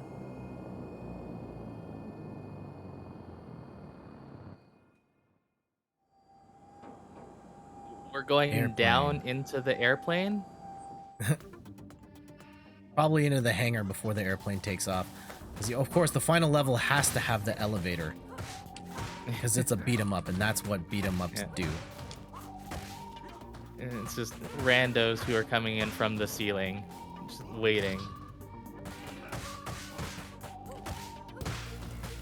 I even remember in the early 2000s, I was babysitting our cousin Kyle, who toddler at the time, and we were watching cartoons. I threw on the Cartoon Network, and Looney Tunes came on, and I was like, great, I loved watching these as a kid. This is gonna be his first time watching them, and as a young adult showing this 3-year-old these cartoons in the early 2000s, I felt deeply uncomfortable. Like, wait, this was okay for kids for decades, and there was just a lot of, I mean, we saw lots of guns in those cartoons, and questionable behavior, and hey, now we're starting to question some of the other stuff in there. For example, Pepe Le Pew isn't in the Pepe new Le Space Pew. Jam movie, and that was probably never okay, but No.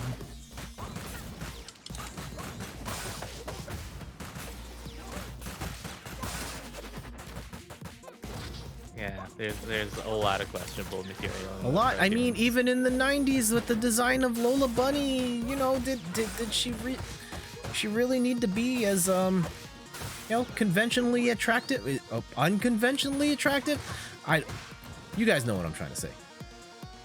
To be fair, a lot of the images that people use for Lola Bunny are Gotta not go this from time. Space Jam. They are Hey, from Frosty. they are fan. It's fan art. and yeah, and that's all I can say without going too much into detail. Frosty, how you doing today? Catch these hands. Sure you can. And what does throwing this container do? Oh, it's electricity. Got it. Yeah, and electricity in a bottle, like you do. As you do. Yeah, we're doing pretty good. Playing some Streets of Rage 4. This is our first time playing it. Randy, what do you think of the game? No. I know we're not done, but I think it's great for what it is. I think it's a gorgeous game. I love the music. It's still Streets of Rage. I mean, it's still like a beat 'em up, so it's not the most compelling of gameplay. Oh no, you also got killed by the electricity. yeah. But it's like it's fun. I'm enjoying it. Oh geez, no. Why did we do that? Yeah, that's not great. You take the chicken. Okay. And take the star. Sure, whatever. A lot of the humor in those 90s cartoons you watched as a kid were a little over your head until watching again years later. Oh, yeah. I mean, The Simpsons is one of those shows where, like, oh, decades later, now I'm old enough to get the reference or understand the history of the time. Where now I get what they were trying to say. And some of that is should cool. not have been watching The Simpsons.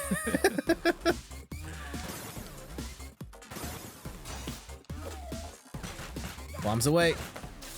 Oof. I was trying to get out of there, but I was shocked. And yeah, I know like standards and stuff change over time, and I think just having, not to necessarily villainize stuff that came out during different times and different standards, but just understanding now with the, a 2021 lens that, hey, it was a different time and this stuff it isn't okay, and arguably never was, but it was made then. So yeah, just know that this was here and stuff was different, but that doesn't make it all right. I remember I saw like a tweet that was describing like why exactly we need these like disclaimers on old cartoons now when they're on streaming, and a lot of it's because like what we see on streaming now is like we don't consider it like movies or TV shows from the past. It's easily accessible. It's stuff that we're watching now, like The Office. People don't consider that a show from like the early to mid 2000s. It's a show of the now because people are watching it, and they're watching it using today's standards, and that's why it's like you have to be explicit when it comes to these old cartoons that might have things that don't gel with the standards of today. It's because people are viewing it through the lens of just today's standards, because it's a cartoon from today because I'm watching it today. Oops. Yeah. It's not. Uh-oh. I'm guessing some the plane is turbulence there. falling.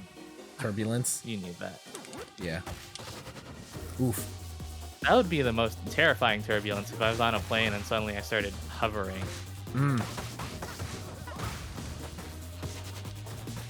Thankfully have not experienced turbulence that bad, but I have experienced some rough turbulence.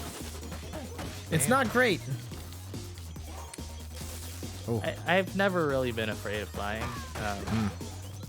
So I need that apple. That's how you get by. You just punch the chair. You can't walk around it. Yeah, I have come to realize that, like, now that I'm paying attention to it, the takeoff is quite aggressive on a plane. Yeah. All of these. I understand why that might be terrifying. And Frosty says, The Office has a ton of stuff that would incite riots if it was airing for the first time now. Yeah. There are scenes that have been cut out of The Office. Like, there's one cold open that I think is just gone from streaming. That it's just been banned. But like, yeah, there's other stuff in there that's questionable. Yeah. I know that I don't know how many WWE fans there are on the stream right now, but the WWE network recently moved to Peacock on NBC, and in the process of adapting those old episodes of Raw and SmackDown, certain scenes are getting cut out entirely because of, hey, it's 2021, and maybe we shouldn't have done these things. Yeah. You should get that chicken.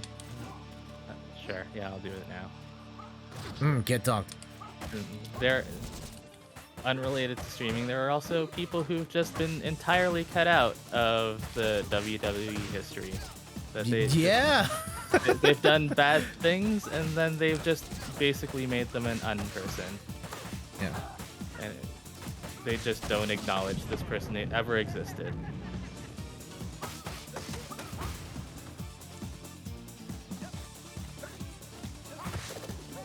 Wait, I have no lives left? Uh-oh. No, you don't. Uh-oh.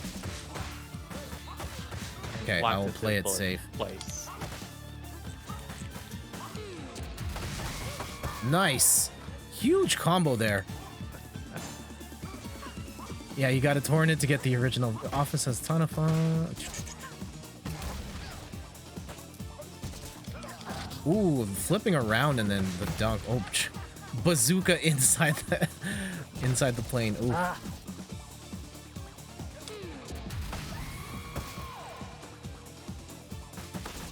Uh-oh. Want you to... JF Raptor, better luck next time on the Snorlax. Uh-oh. Nice.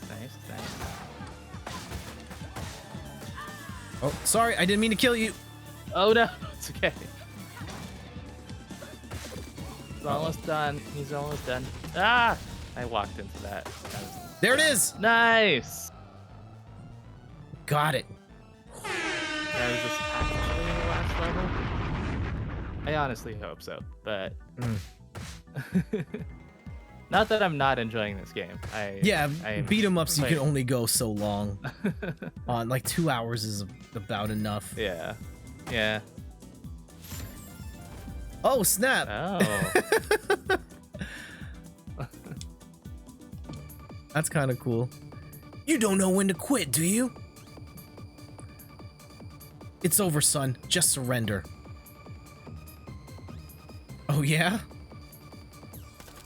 I'll see you in hell before I do that. I think we've got one more stage. Of course. Why Island?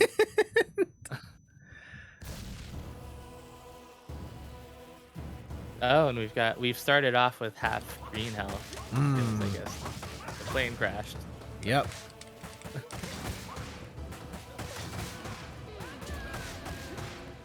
Oh, I'm hitting. Oh, geez, I'm hitting the special button. So now I've got a ton of green health. Oof. Yeah, you better go land some hits there. But yeah, Frosty, how have you been? Other thing, catch you up on some things we've talked about. What have we talked about? We talked about Pokemon trading cards. Yeah, we talked a lot about that. TCGs, church a little bit. Like Harry Potter. Elementary school. Saunas, yeah. Oh, Steph and I are going to get massages on Saturday. Shoutouts to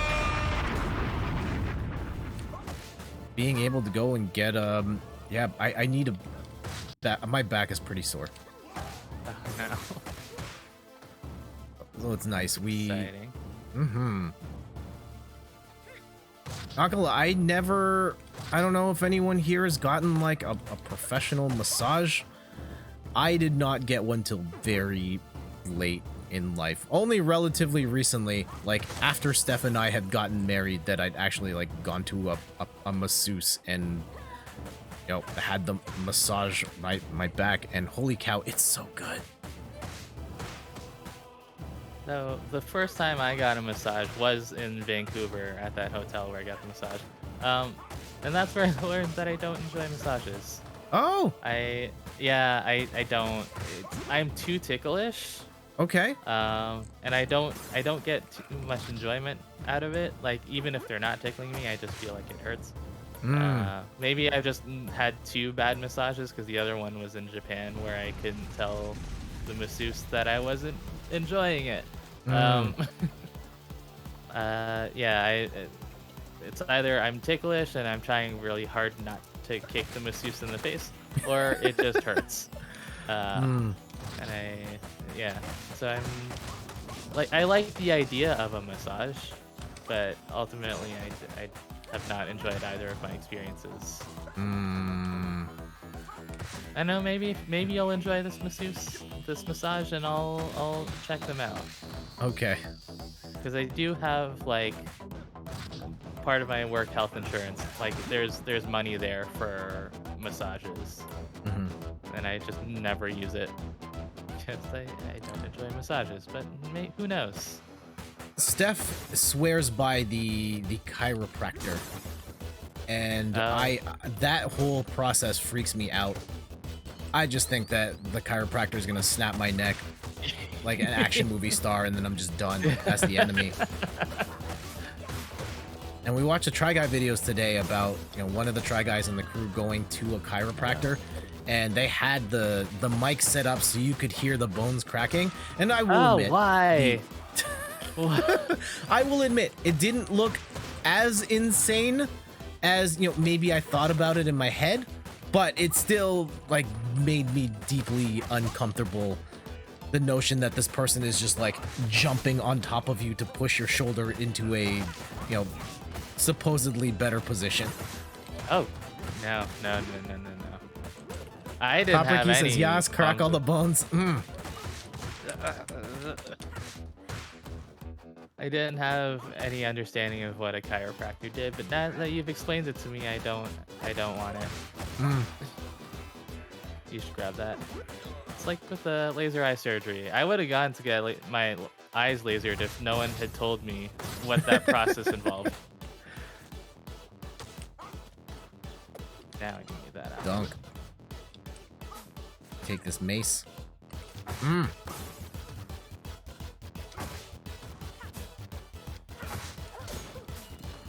Oof, that knife seemed to take off a lot of damage. I mean, as they should. Yeah, you're right. Any other sort of health thing? I mean, I don't know. I wouldn't call them like optional or other health processes. Yeah, the masseuse, the chiropractor. Apple. There you go. Even better. Get that chicken. I don't know when you'll see an RMT again. They are open, so it's just a matter of, you know, when you feel comfortable to do the thing. Oh, these guys are real fast. Oh, boy. Yeah. Uh-oh.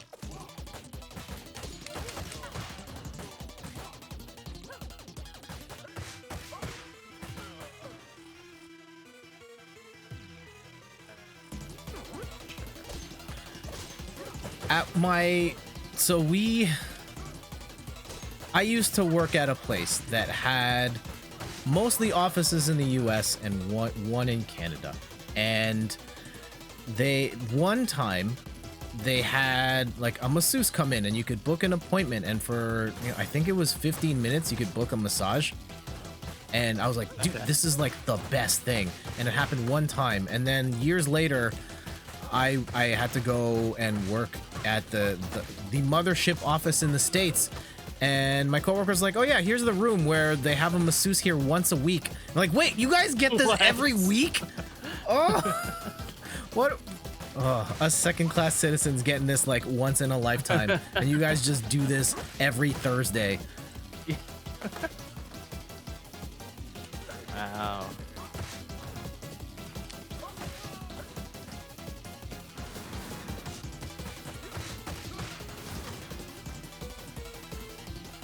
These work benefits, though. The advertising stuff, if you ever work in the advertising, and Frosty says it's all good until you find out the other kids get better treatment. Yep. Yeah. If you want to work in the advertising industry, the section you want to work in for all the free stuff, the media department. Particularly in the planning and the buying. That's where you get to meet all the representatives and go to the parties and get all the free tickets to sporting events and stuff. That's where it's at. As someone who worked in the digital space, I got none of those things. We are the nerds who work in the back corner. who just kind of show up and are like, oh, we have to take this thing that wasn't designed for digital and make it work. Uh-oh. Neither of us have any lives left. Uh-oh. I know. Yeah, I've been very concerned. Nope. Oh, I'm dead. That's all you. All right, finish it, Randy. Boy. Oh, boy. Ah. You got this. You got this. Oh, one more hit on heart. Hearts.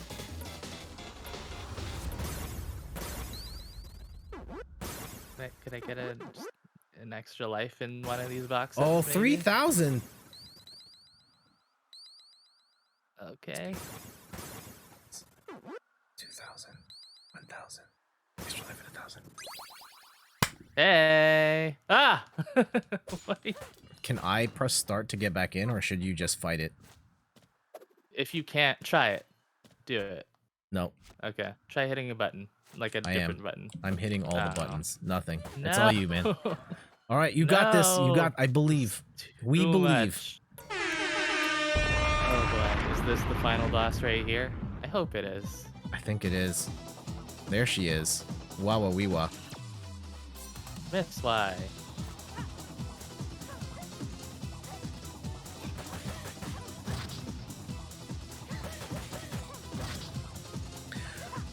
Ooh. Surely If anyone's we're also gonna willing to fight share, together. what sort of perks have you gotten from work?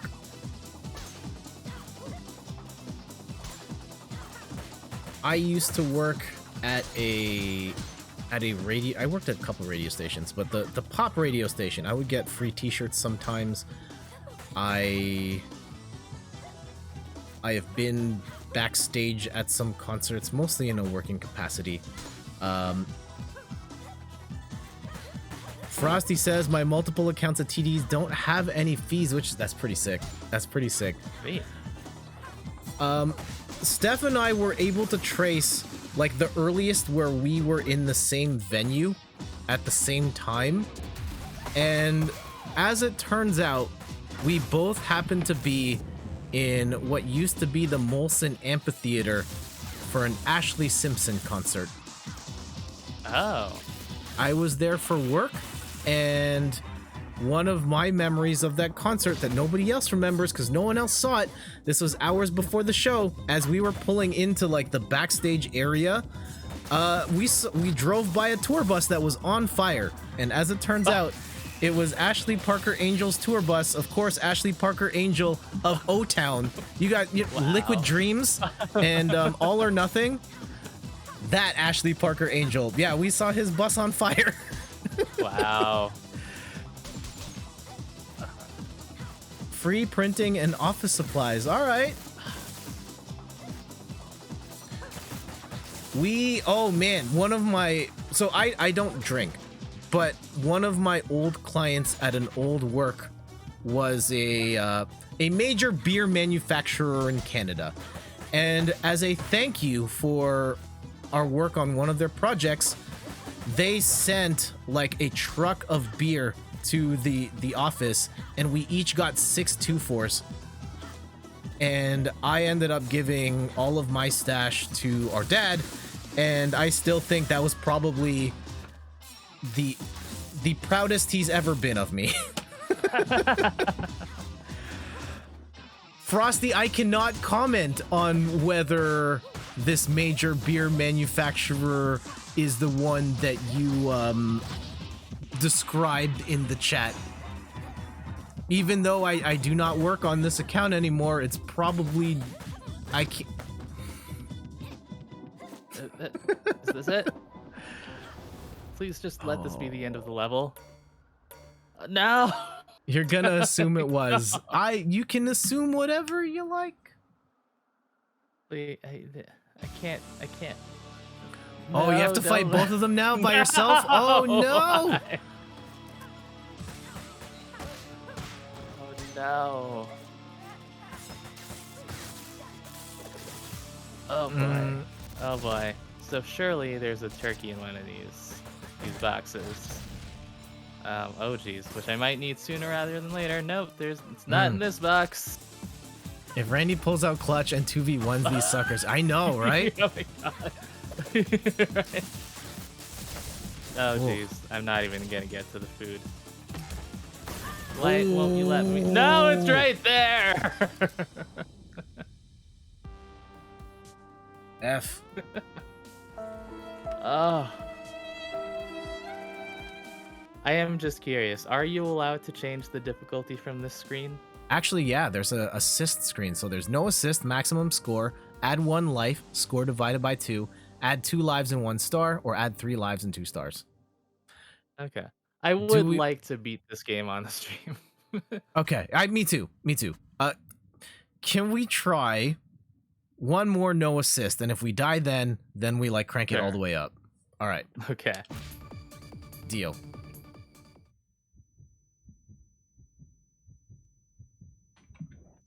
And yeah, I don't care if that gives us like the bad ending. Yeah. For those just tuning in, I'm Jeff from Inter. Oh, I didn't realize how. Have you tried easy mode? Oh, sorry, Randy, I dunked you.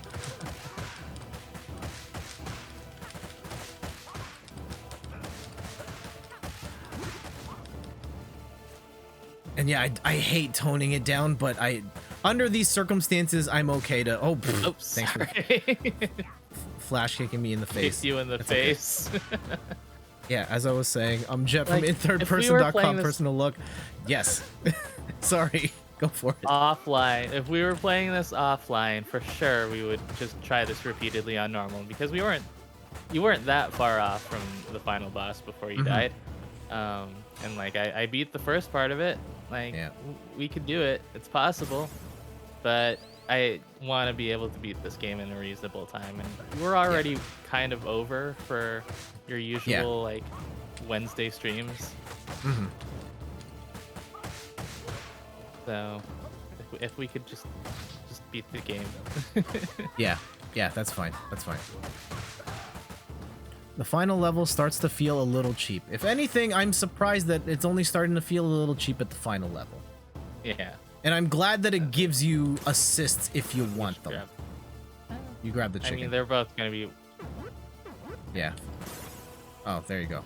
There you go. All right. Because yeah, with beat 'em ups, they're usually cheap way earlier in the set. They don't really want kids to be like hogging the machine for an hour. So if you can kick them off sooner, like you get more money that way. Some of the benefits of not my work, but someone else that I know's work. I got to sit courtside at a Raptors game once, and that is a very weird experience. So, one of the things that I learned about sitting courtside is that there is such thing as bad courtside seats, because there's like 3 rows of seats, and unlike your stadium seating, the height difference between the chairs isn't as big. So if you're sitting beside, even if you're sitting beside or sitting in front behind someone who's not that tall, it is harder to see the game than it would be with standard stadium seating. Is there any height differentiation? A little bit. I assumed that they were all the same height. No. It's off the ground by like an inch or 2, but it's not a lot. Okay. Frosty says the only beat 'em up I've played is Phantom Breaker, and by the end you are expected to infinite combo the final boss. If you don't, oh boy, oof.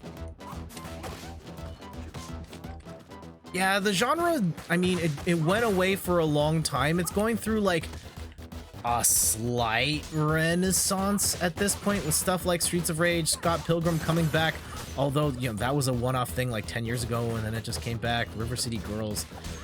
You know, a couple of games in this space. Oh, I should take that chicken. Yeah. And I'm glad that they're adding a little more to these games, but yeah, it's very much a acquired taste for old folk, mostly for an older generation that remembers these types of games in the arcade. I do wonder if the Gen Z folk would enjoy this, or if it's just too mindless for them. I think if you were to give this to like a 5 or 6 year old, yeah, That'd probably be fine. If you're giving this to the kid who's already into Fortnite, nah, it's too late. You should get that apple. Yeah, I should. To me, these always feel like watered down fighting games. I can see that. I think that of the older generation of beat 'em ups where it's literally just mash the one button over and over again, I don't necessarily see them in that same level because there's like no combat depth whatsoever. This has a little bit. Like this actually has special moves and you can do combos. So this is a watered down fighting game. I am about to lose my second life. There, grab that. Which is good, but yeah, that's good. But like, yeah, we're in a better position than I think last time. You ain't got the interaction with a Huma.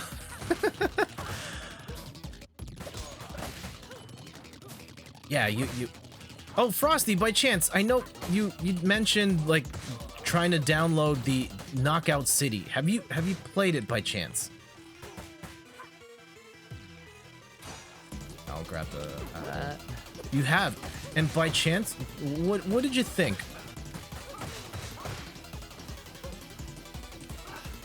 Guys, move so fast. Uh-oh. It's all right. Okay. Let me grab one of these ninja stars. Anything here? Nice. Uh-oh. Oh, you just dropped it? Oh, I'm guessing you hit the punch to throw it? Yeah. Uh-oh. I guess I should get the... You need that. No. Okay. Oh, you should get it. Okay, sure. Yeah, because you're... I am. I know down. I might lose a stock here, but I don't want you at 0. You had fun, but it's not a fun game with... Yeah. Fair enough. It does have 1v1 and does have 1v1 rank, but yeah, that's not necessarily the ideal way to play. Full stack, which felt really unfair. Oh yeah, that game. If you are playing against a coordinated team of 3, it can be real bad. But when you are playing a coordinated team of 3 with another coordinated team of 3, it's so fun. When the last time we streamed it with Randy and Cowface, oh, those matches were so hype. Uh oh, you're almost dead. Let me take the rest. No. Oh, okay, well.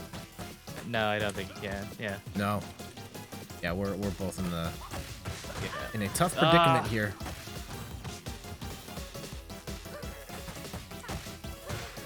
Okay. We may have to go into baby mode. Yeah, I'm totally down for that. I don't care. Okay. Judge me all you want.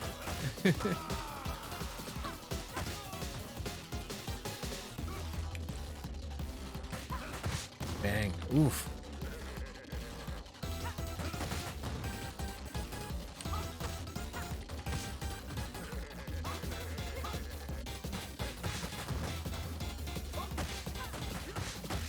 Still haven't pulled the trigger on it with Steam sale around the corner. Herds, I don't know if the bandwidth for another game. Yeah, that's fair.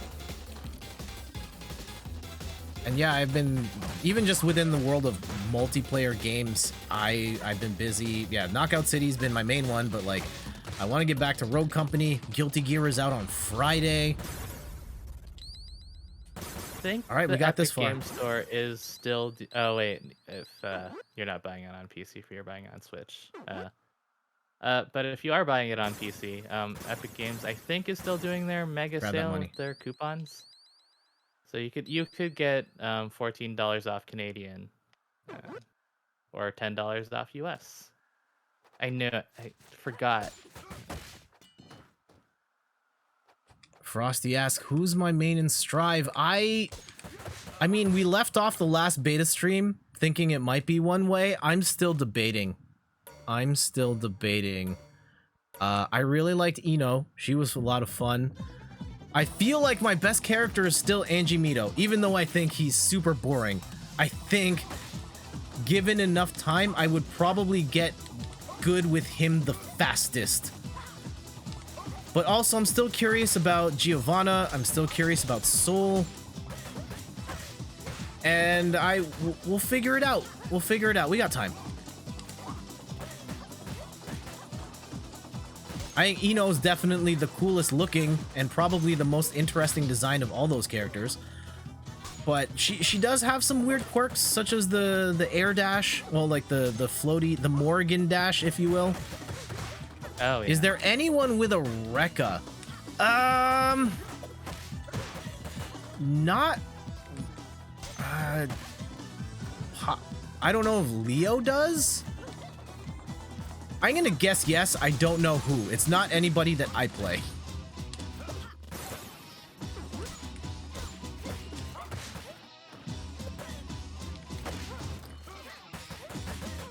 How did you beat this by yourself? I don't know. Damn, Randy with the hard carry on that last run. There's a turkey in the statue if you need it. Oh, okay. Well, do you need it? We're both kind Maybe of we low. both. Okay, sure.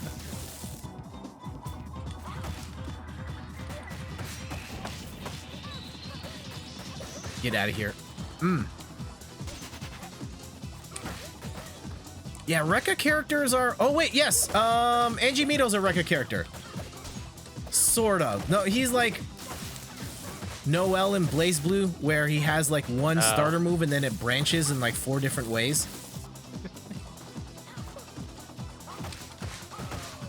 Noelle's my favorite because she's very button masher friendly. You just do the starter move and then you just throw out a bunch of buttons and then your opponent doesn't know what to do unless they know how to play the game, in which case they do.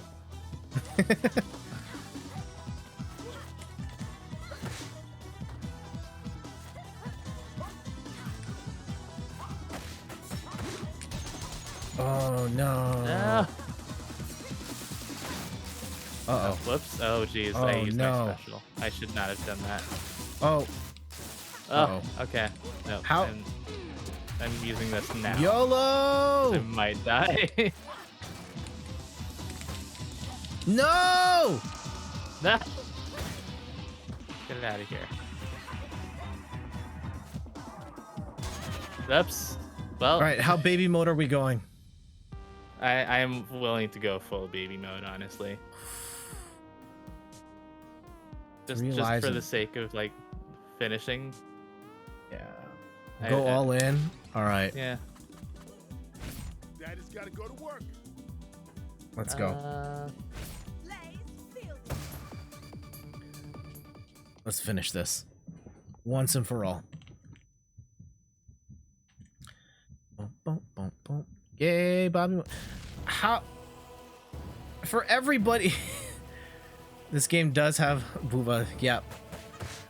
For everybody in the chat, how often do you use easy mode, if ever? Oh no, I didn't get to recharge my health. That's bad. Oh no. Frosty depends. says never. Okay, to Chad. That's fair. Like I generally try to play at the highest level that I can. Okay. But like if the game is too hard for me, I'll gladly lower the difficulty. Like no issues. 'Cause if I'm not enjoying the game, like may as well lower it if that's what's stopping me from enjoying the rest of the game. It depends. Well, yeah, if it's just too hard, there are generally I'll play a game at default difficulty because I feel like that is the way that the devs would have wanted me to play it. That hence why they set it to default. If that pile driver though.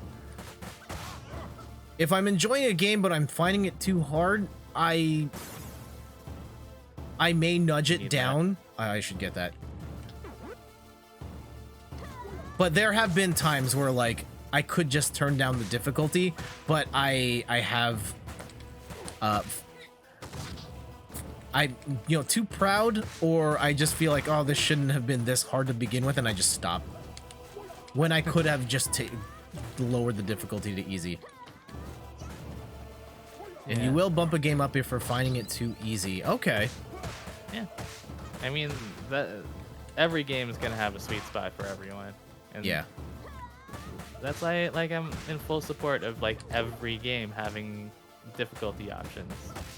And I get annoyed when like people are like, oh yeah, why would you include an easy mode? That's for like casuals.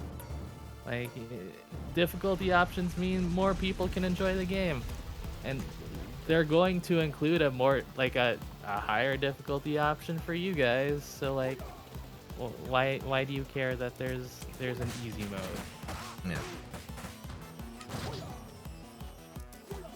Let people, like, let developers include difficulty options for more people, and then more people can enjoy the thing that you also enjoy.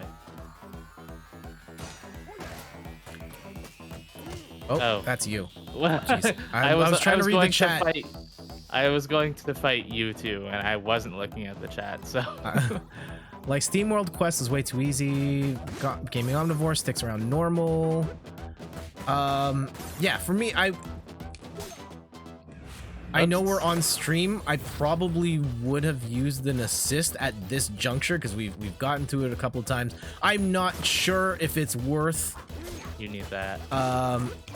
You know, I'm not sure if I had the patience to try and perfect this specific game to a point where we could beat it without using an assist. I mean, maybe there's gonna be we're gonna get the crap ending now because we did this, and that's something we'll have to consider if we ever play through this again. I might have given it like one more go, but otherwise I probably would have gone with the assist.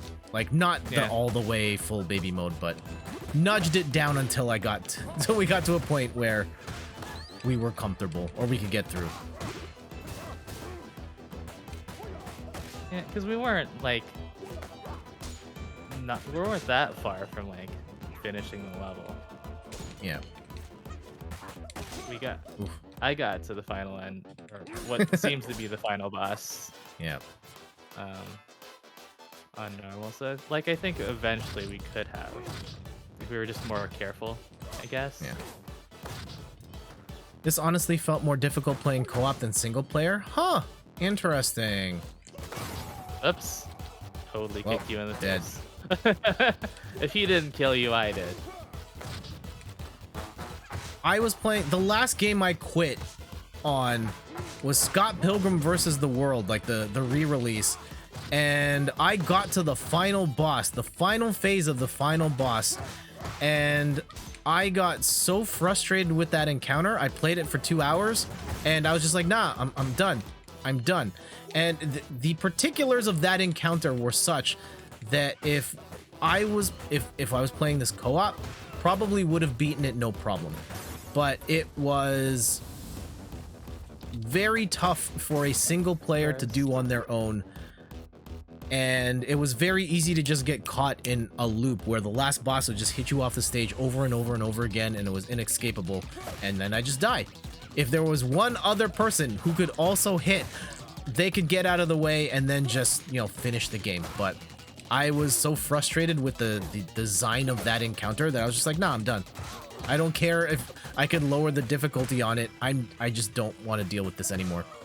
I think at some point, did you message me to be like, do you have any plans to pick up Scott Pilgrim? Possibly. I don't think it was. No. I don't think it was before. Or I don't think it was after I played that. Okay. And you stopped on Dishonored 2 because you found it boring, Frosty. All right. Yeah, honestly, that more people should be doing that. Like I understand sunk cost fallacy, and you want to like make the most out of the games that you have purchased. But like, if it's not a thing that you enjoy, then not only are you throwing away your money, but you're throwing away your time. Yeah. Time that you could be spending doing things that you do enjoy. Playing games that you do like. Yeah. Ooh, that was a huge suplex. I was like that with Luigi's Mansion 3. Like, I don't understand why it doesn't click with me. I've tried Luigi's Mansion twice now with the Dark Moon and then 3, and neither time I could stick with it. Like, I got pretty far in Dark Moon, but like it was never a game that I had to play, and then eventually just other games came up and I was like, yeah, I don't really care for this. So yeah. Sometimes I will play stuff like I think I documented my experience of hate playing Super Mario Sunshine. That was very, like, there was more to it.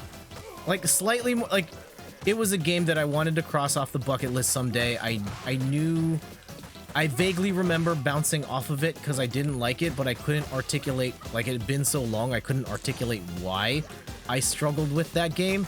And then I played it and was like, okay, yes, this is why I bounced off this game in the first place. And if anything, I probably dislike it more having gone back and played it recently.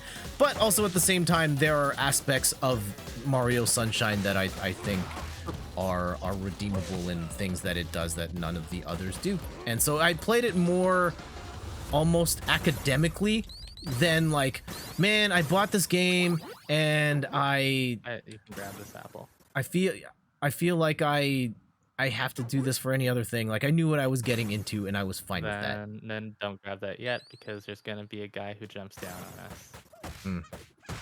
Frosty says Sunshine's such a pain in the balls if you can't do any of the You special can grab jumps it. reliably. You should get the money though. Yeah, get that paper. I can do that, but if you can't, holy moly. Yeah, I mean, in that case, you were on a mission. Like you had a specific purpose. Yeah. You wanted to complete the game for a reason. And yeah, Frosty mentions the tornado jump, which the game never talks about at all. But it is one of the most important maneuvers in the game. Yeah, I remember, like, I played through Sunshine and I enjoyed it at the time, but I understood that, like, it was a frustrating game in many respects. And that includes the final world where you have to, like, navigate a leaf across. Oh, like, that the lava part. pit. Oh. That was terrible. Usually Mario games allow you to beat them while walking and only doing basic jumps. 64 has a few instances where you need to do stuff beyond a basic jump. Yep. The one level I remember hating the most was that stupid eel, like the Sirena Beach eel, where you have to like you like spray water on it and it splits off into two, and then that splits off into two, and like it's terrible. I hated the one where you had to bring the watermelon from the top of the mountain to the bottom. Oh yeah, I bailed out on that. Also That was garbage. oh. Because yeah, the watermelon would break if it made contact with basically anything other than the end goal. And there's like 100 objects in the way, and at certain, like towards the end, there's like the duck things, and there's just like dozens of them waiting for you at the bottom of the mountain. It was just, oh. I tried it for like half an hour and then was like, no, you know, no. Maybe at some point I could figure this out, but I really don't want to, so I won't. Technically not critical path, yeah.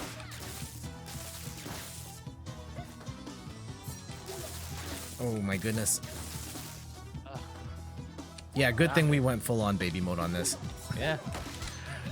I am afraid that we're still not gonna be able to beat it. And we still, yeah. What happens? What do we do then? Do we just like give up our gaming license? Yeah.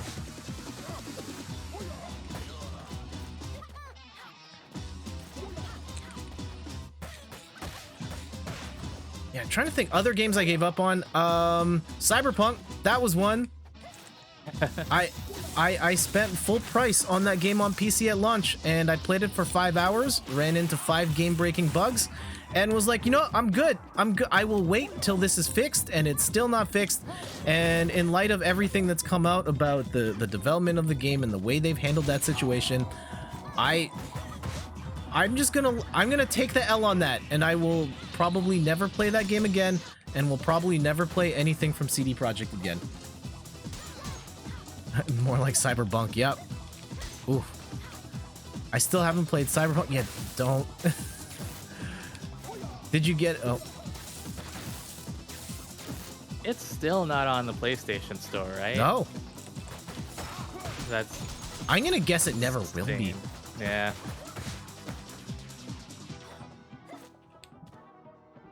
Yeah, that's crazy to me. this like not only did this hyped up release like totally like it could not run on the hardware, but also the fact that it was so bad that it had to be taken off the store. Yeah. That's incredible to me. Uh-oh. All right, no, stop it. YouTube, stop it.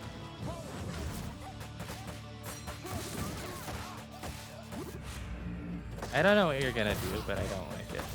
Oh. Oh yeah, I forgot about those star moves. I've been saving them, There we go. except for the one time I used them. I didn't even make it to the title screen. You'll get back to it eventually. I can't remember. Does that game start with a late title card? Cyberpunk? Yeah. Are you? I did not play Cyberpunk. Not you. Sorry. Gaming on before. Okay. I can't remember. I got to a point not far after the tattoo parlor, of which the game like broke on me twice in that scene. Oh, you should get the chicken. Oh, I should.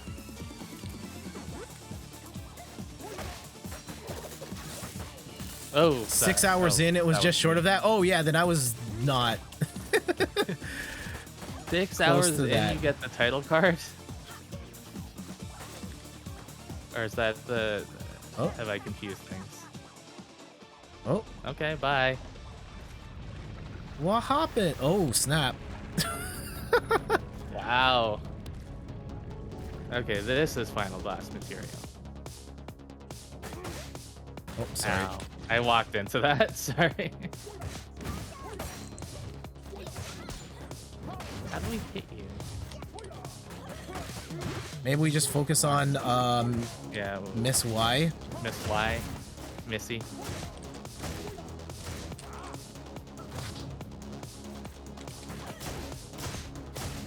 So yeah, the final straw for me was a point where I had just finished a really tough mission. I was like, great, I'm gonna go drive back to the main area. And I hit the on-ramp and my car went through the floor. And I went through the world and then the game was just locked up and I was done.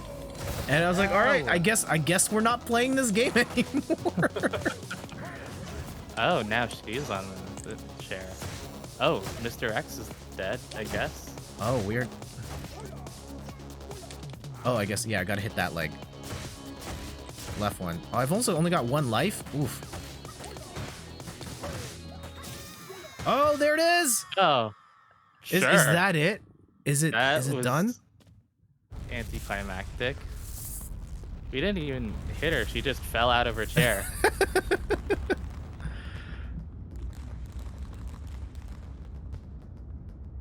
And this is where it goes black and it says, Oh, the title Try. card! No, it's not the title card. Try hard mode next time. That's probably why we didn't get an ending. They gave you all this story right up until this point. Or this is the ending. Yeah, there it is. Okay. You were pretty lucky with only a few visual bugs here and there. The game just didn't grab me that quickly, so you put it off to finish some other games first. Okay. Yeah, and I bought it mostly because it was supposed to be like such a showcase on the PC in particular, and I will say it was, when it was working, it was like the prettiest game I've ever seen. And unfortunately, I just ran into way too many technical issues with it and just bounced. I don't have the patience for that. I've bounced off of games for less. Far Cry 5 was one of those games where it happened to save me. It auto-saved me in a death loop of the helicopter crashing over and over again into the ground. And the only way out of it was to, you know, if I could angle it just right, I could fall into a lake, and then I would just be in the middle of nowhere with no vehicles or anything to get to a safe point for like 20 minutes. I'm like, I'm not spending 20 minutes of hiking through the middle of the forest, probably gonna get eaten by a bear with basically no weapons, to just die and then end up crashing in this helicopter again. And I returned it the next day. Yeah, no thanks.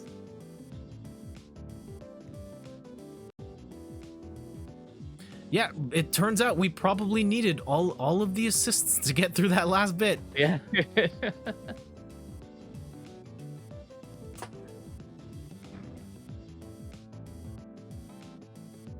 Sounds like you with Fallout 4. What happened with you in Fallout 4? Did Fallout 4, was that buggy for you, or did you just bounce off of it? Because I did enjoy Fallout 4. I've never played any of the Fallout games. I think you enjoyed Skyrim, right? Yeah. Yeah, Fallout is just, it's the same thing, but with guns. I quite enjoyed Fallout 4, even with its general bugginess that comes with playing any Bethesda game.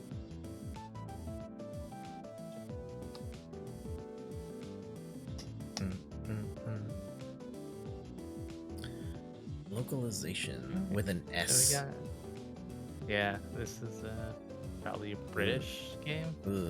That feels slimy to me. Bethesda games are very much games about just wasting time in a world. If that's what you're up for, it's good stuff. Yeah, which I am. It's great. Just, you walk around and then stuff happens sometimes.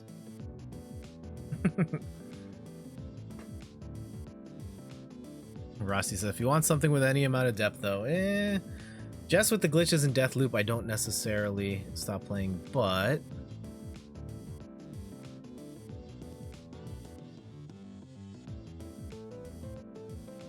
yeah, I haven't played any Bethesda games since Skyrim. I think Skyrim's the only one I've played, and I enjoyed it for what it was. And yeah, to Frosty's point, it's kind of, walk around and then stuff kind of happens, and there's templated sort of missions of you walk into a cave and then there's people there and you might find something cool at the end. Maybe you don't, and some of that is cool, and sometimes not so much.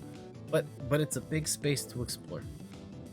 You reach the end of the dungeon, and then magically there's a shortcut to the entrance of the dungeon.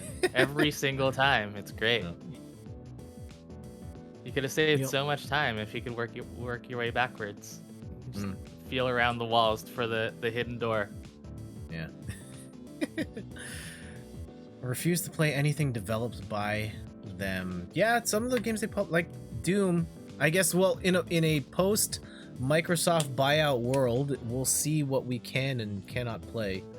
I mean, I guess there'll be stuff on PC, and if you've got a PC, great. If you don't, well, I hope you got an Xbox.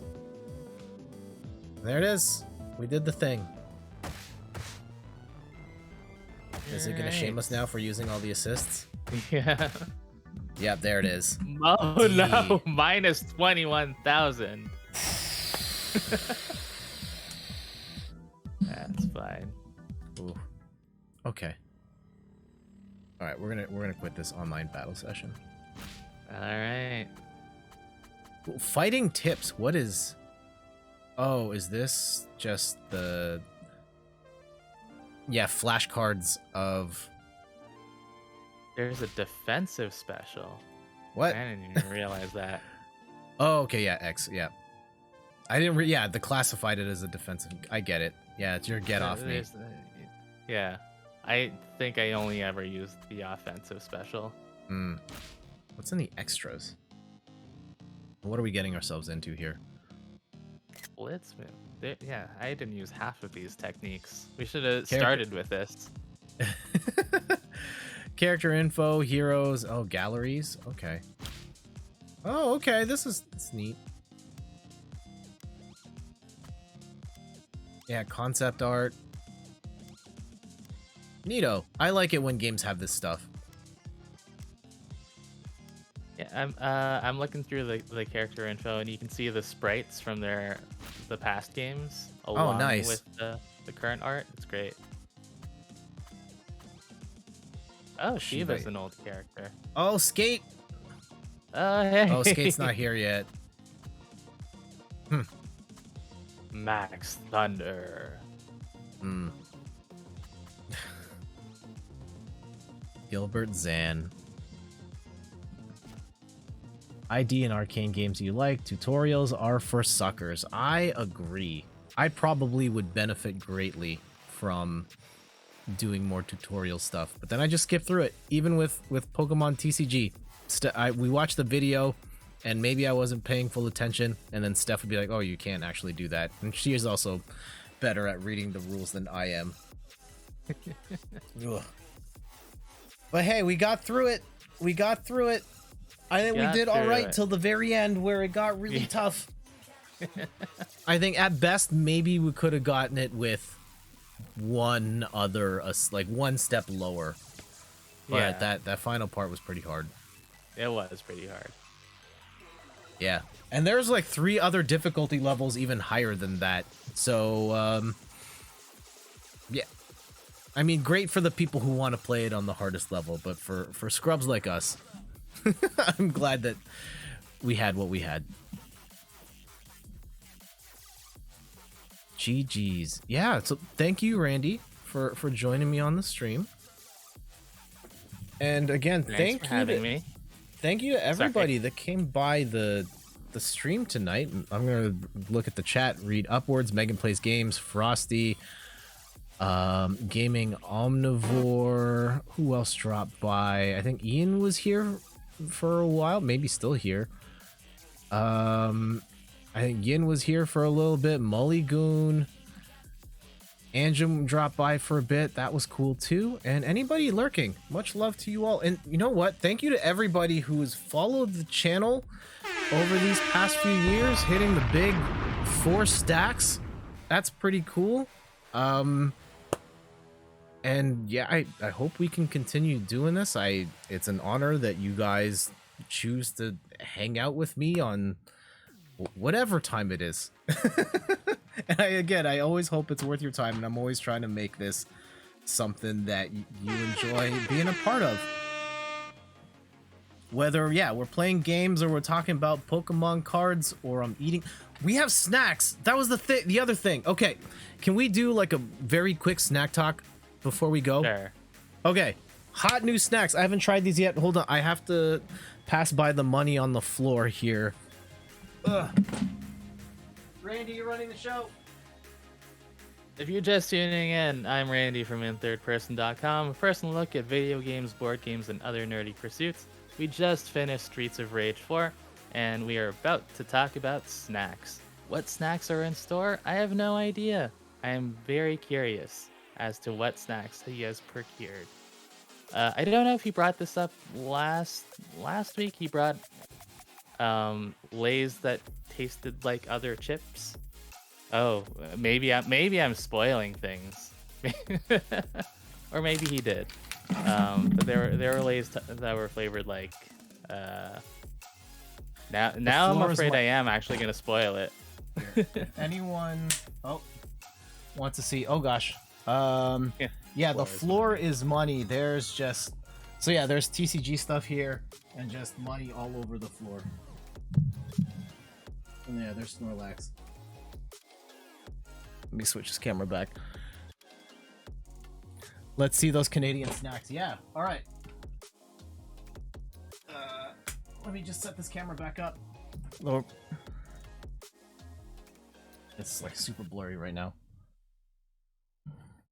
I think I might have ruined the focus here.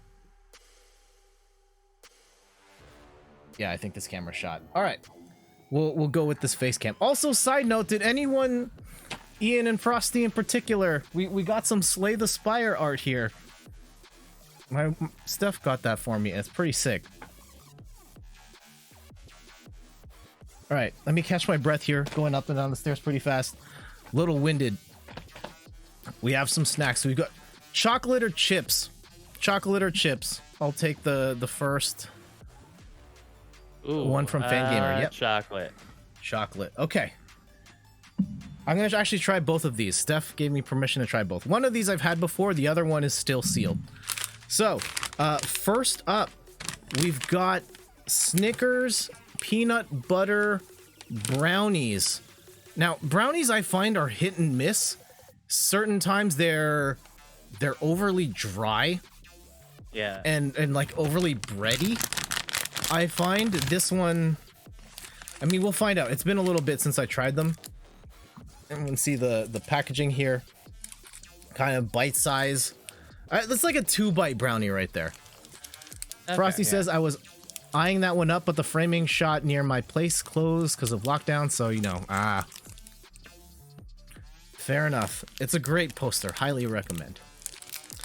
All right, so Snickers brownie looks like this. I mean, it looks kind of like a Snickers, just more of a square shape. Peanut, not peanut butter. Yes, correct. There's no peanut butter in this, so anyone, there's still nuts, and I think that's going to be a problem for a lot of people with allergies. But here we go. Cheers.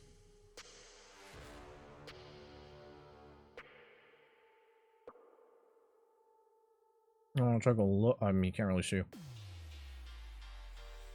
Okay. It tastes a lot more like a Snickers than a brownie. The inside's a little different. You can't really tell that there's brownie inside. Delicious. This is all right though.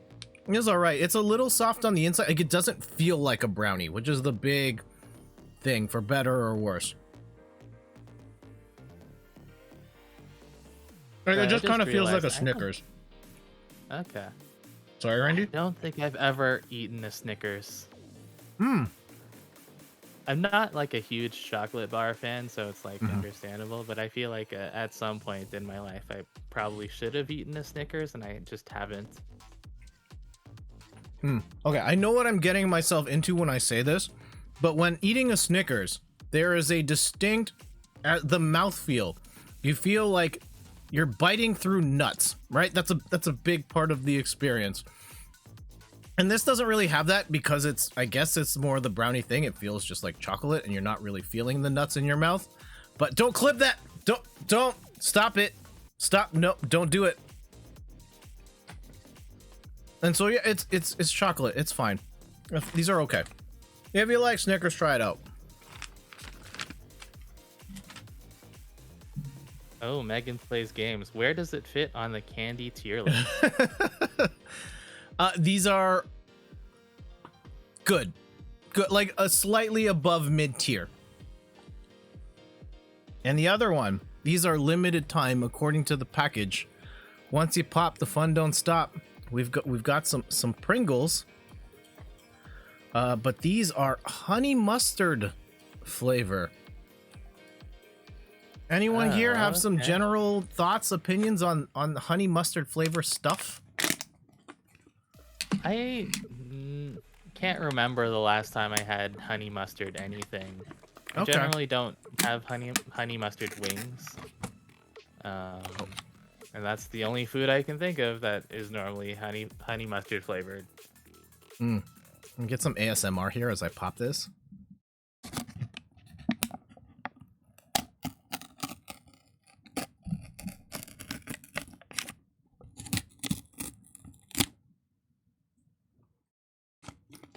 Low-key sounds kind of yucky. Here's another thing. When you have the Pringles can, do you rip this thing all the way off? I normally don't, and I did it for the effect of peeling the whole thing out. I think someone did clip it. Of course. That's fine, and it got deleted by the mod. I'm sorry. Oh, whoops. Yeah, it doesn't do links. It's all right. It's all right. Censored for the clip. Thank you, Moobot. But yeah, check the clips afterwards for it. Generally, I do keep the thing on. Yeah, me too. For like extra freshness, even though it has a lid. And thank you for doing most of the work. Yeah, the clip is there. Feel free to share it. It's fine. Game Mom, so basically what Chick-fil-A sauce is. Okay, I have never gone to a Chick-fil-A. We have them here in Toronto now, but I refuse to for reasons. I'm sure the chicken tastes fine though. Anyhow, Steph says I have no problem with mustard, but TikTok is trying to push people to put mustard on watermelon, and I'm not okay. No. I think TikTok is just trying to push people towards weird stuff just to see how far people will go. You just say, oh yeah, put ketchup on a popsicle and it tastes amazing, and you just have enough people saying that until more people believe it and try it out. And Frosty, yeah, it seems like I've got breaking news here about Chick-fil-A being in Canada. I'm pretty sure there is one in Toronto. There's two. Yeah. There is one downtown, and there is one in North York. So there it is. Go have chicken or not. Or don't. Yeah, Or young don't. and blue. Meg was not aware of this. I mean, I'm not judging if you are interested in trying their sandwiches or their chicken. I personally am curious as well, but for reasons unrelated to the chicken, I will not be partaking in their food. Yeah, I am the same way. All right. Now, how about honey mustard Pringles? It's finally time. We have stalled long enough. Are these any good? Here we go.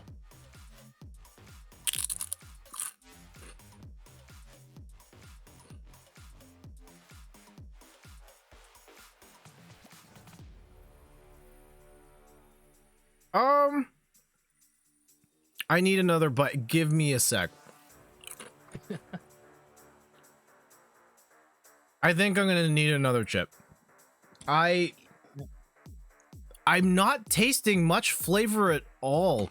Like the slightest bit of honey mustard. And I wonder if they just didn't season that one chip. Let's try one more. One more. Okay, there we go. There we go. Now the honey mustard flavor is starting to come in. This is what Sorry, go for it. This is what they mean when Pringles says once you pop, you can't stop. they don't put enough flavoring on the first chip, so you have to eat at least two. Yeah. I think these are okay. I wish it had a little more honey mustard flavor, and the honey mustard flavor, it's fine. I wouldn't go out of my way for these, but you know, they tried. They tried. They're not gross. They're better than the dill pickle chips, that's for sure. The spicy dill pickle chips from Miss Vicky's. So yeah, these are okay. I would give the Snickers a thumbs up. There we go. Food time with Jet.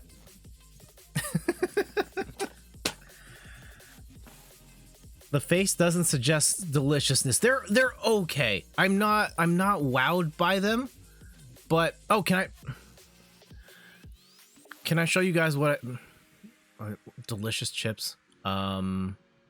We do have chips. We have the for the Canadians in the chat. Have you had the President's Choice loads of ketchup chips? I have. Those are the best chips. Okay, They're you want to talk about top-tier flavor chips. on a chip? One more time, Randy, run the show. I'm not gonna do the thing again. President's Choice chips are great. I think they're basically a store brand, but there's a number of stores that use that store brand. And the President's Choice loads of ketchup, and I think they do loads of all dressed as well. Just happen to be like, I think they're rippled chips that have a lot of that flavoring on it, and it is very, very good. I might have stolen Jet's thunder just now, but I'm just setting things up. Just setting things up for him. Oh, hold on. Frosty says PC requires me to go to a different grocery store. Premier's Choice. You're speaking of President. Choice. Yeah. So President's Choice is a store brand. For those who aren't familiar with Canadian store brands, President's Choice is a very popular store brand. It got popular off the strength of the decadent cookie, where people felt like, oh, these are actually better than the name brand cookies, and then it just kind of expanded into an entire line of store brand food products across stuff like Loblaws and all the other connected stores. And let's see, did y'all see the MAGA style slogan Chungus running, the conservatives Sure using? have. Yeah. I have not. Sure And you is know, using that slogan. I have not you seen not? Okay. No. I'll tell you later. it. Okay. So yes, President's Choice. They are a brand that makes everything, and IMO, they make the best ketchup chips, and these are it. If you're ever in Canada, the ones you want to get, the President's Choice loads of ketchup. And we're talking about, when we talk about loads of ketchup, like that, the honey mustard chips like barely had any powder on it. Can I just grab one here? Like, look at how much stuff is on that chip. It's like fully covered off of that. Like, it's so much stuff, and it's so good. It's more flavoring than chip. It's so much stuff, and it's just like absolutely saturated with ketchup stuff. It's great. Oh, good. Best ketchup chips you can get. They changed, And their they're cheaper. packaging. They're cheaper than the Lay's. They're cheaper than the Ruffles. Cheaper than the Miss Vicky's. And they have the most stuff on them. It's a nice crunch. Most flavor. Highly recommend the loads of line. Meg says you weren't a fan of the double crunch ketchup chips, right? I thought they were too hard. It was hard to the point where it felt like they were stale. It's a bit too far. This is a nice crunch. Ross says they were too hard. Okay, I'm not the only one that felt that way. I thought I like a crunch, but wow, man, call it shots fired. Shots fired. No, it's too much. It felt stale. Like, I know they're meant to be that tough, but it felt like, oh, these are old chips rather than just like a nice crunch.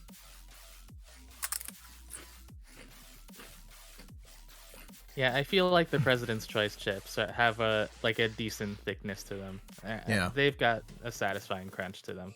I couldn't imagine. May need to sit. Oh, go for it. A crunchier chip. That's all. Yeah. I may need to send the Ruffles to Ian. I sent him some Lay's ketchup chips last time, and he gave them the thumbs up. So he is a fellow ketchup chip connoisseur, and he can judge if the double crunch is too much. Meg says, well, I love concrete. I think you do, Meg. You must have like amazing teeth to be able to handle all that crunch. And Gaming Omnivore says brittle rather than crispy. It's too much. If those Ruffles chips were regular crunch, but they had the ketchup, then they're great. But it's too much. Meg's on chew suffering. I mean, to be fair, the Ruffles Double Crunch is the Dark Souls of ketchup chips. So I'm not surprised that Meg is into them.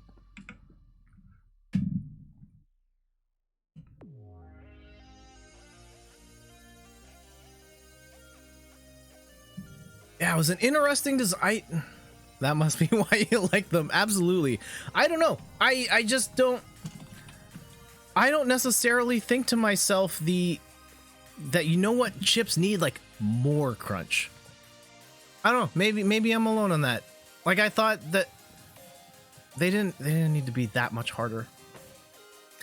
Frosty says, for me, when the chips are too hard, they invariably stab the roof of my mouth, and then I'm suffering for days. Oh, that sucks too. Yeah, that sucks. Yeah, no one likes that. The food that does the most mouth damage for me has got to be like sour Skittles. You just keep popping them, and then like your mouth just feels like it's melting away, and your stomach too. Need something with a bit of give. Yeah, sour Skittles, they're so good, but I can only eat so many at a time before I feel like I'm disintegrating from the inside out. I haven't had sour Skittles in forever. Yeah, I mean, okay. Meg feels like you've been eating sandpaper for like 3 hours. Yep. Too many sour Skittles be like that. All right, I think that's going to do it for snack time and for the stream. Thank you everybody for hanging out. Of course, the next time, every time Steph and I go to the grocery store, we're looking for new stuff, and I think it's part of my mandate now that we have to try the new snacks and give you guys the latest on, you know, what's out there, so you can make informed decisions on what chips and what chocolate and what candy to get. And these are it. Steph has, like, I don't know if Steph wants to cover them. She got like a promo box with like super independent frou-frou stuff. Maybe we'll save that for another time. Ooh. Oh, that's her stuff. I probably shouldn't have said that. Now there's expectations of me eating her snacks. We will be back on Sunday playing Rogue Company, and I hope Switch to Decaf can be there. We're going to be rating her stream right now, actually, and I could probably ask her when we go on the other side. Steph says maybe Sunday. All right. Switch to Decaf. All right, so yeah, we're gonna wrap things up here. Thank you, everybody, for dropping by. Pretty sure, just in case, if you haven't followed me on all the things, the YouTubes, the TikToks, Instagrams, the Twitters, I'm there. And I don't know why I hit the Twitch button, because you're all here. Maybe you're watching the VOD after the fact. And yeah, don't forget, check out the website, inthirdperson.com, for more articles and videos on video games, board games, and other nerdy pursuits. Let's go visit Des over at Switch to Decaf. Thank you, everybody. Thank you, Randy, for playing with me. Thanks for having me. Everybody, enjoy the rest of your night. I'll see you on the other side of this raid, and take care. Later. Bye.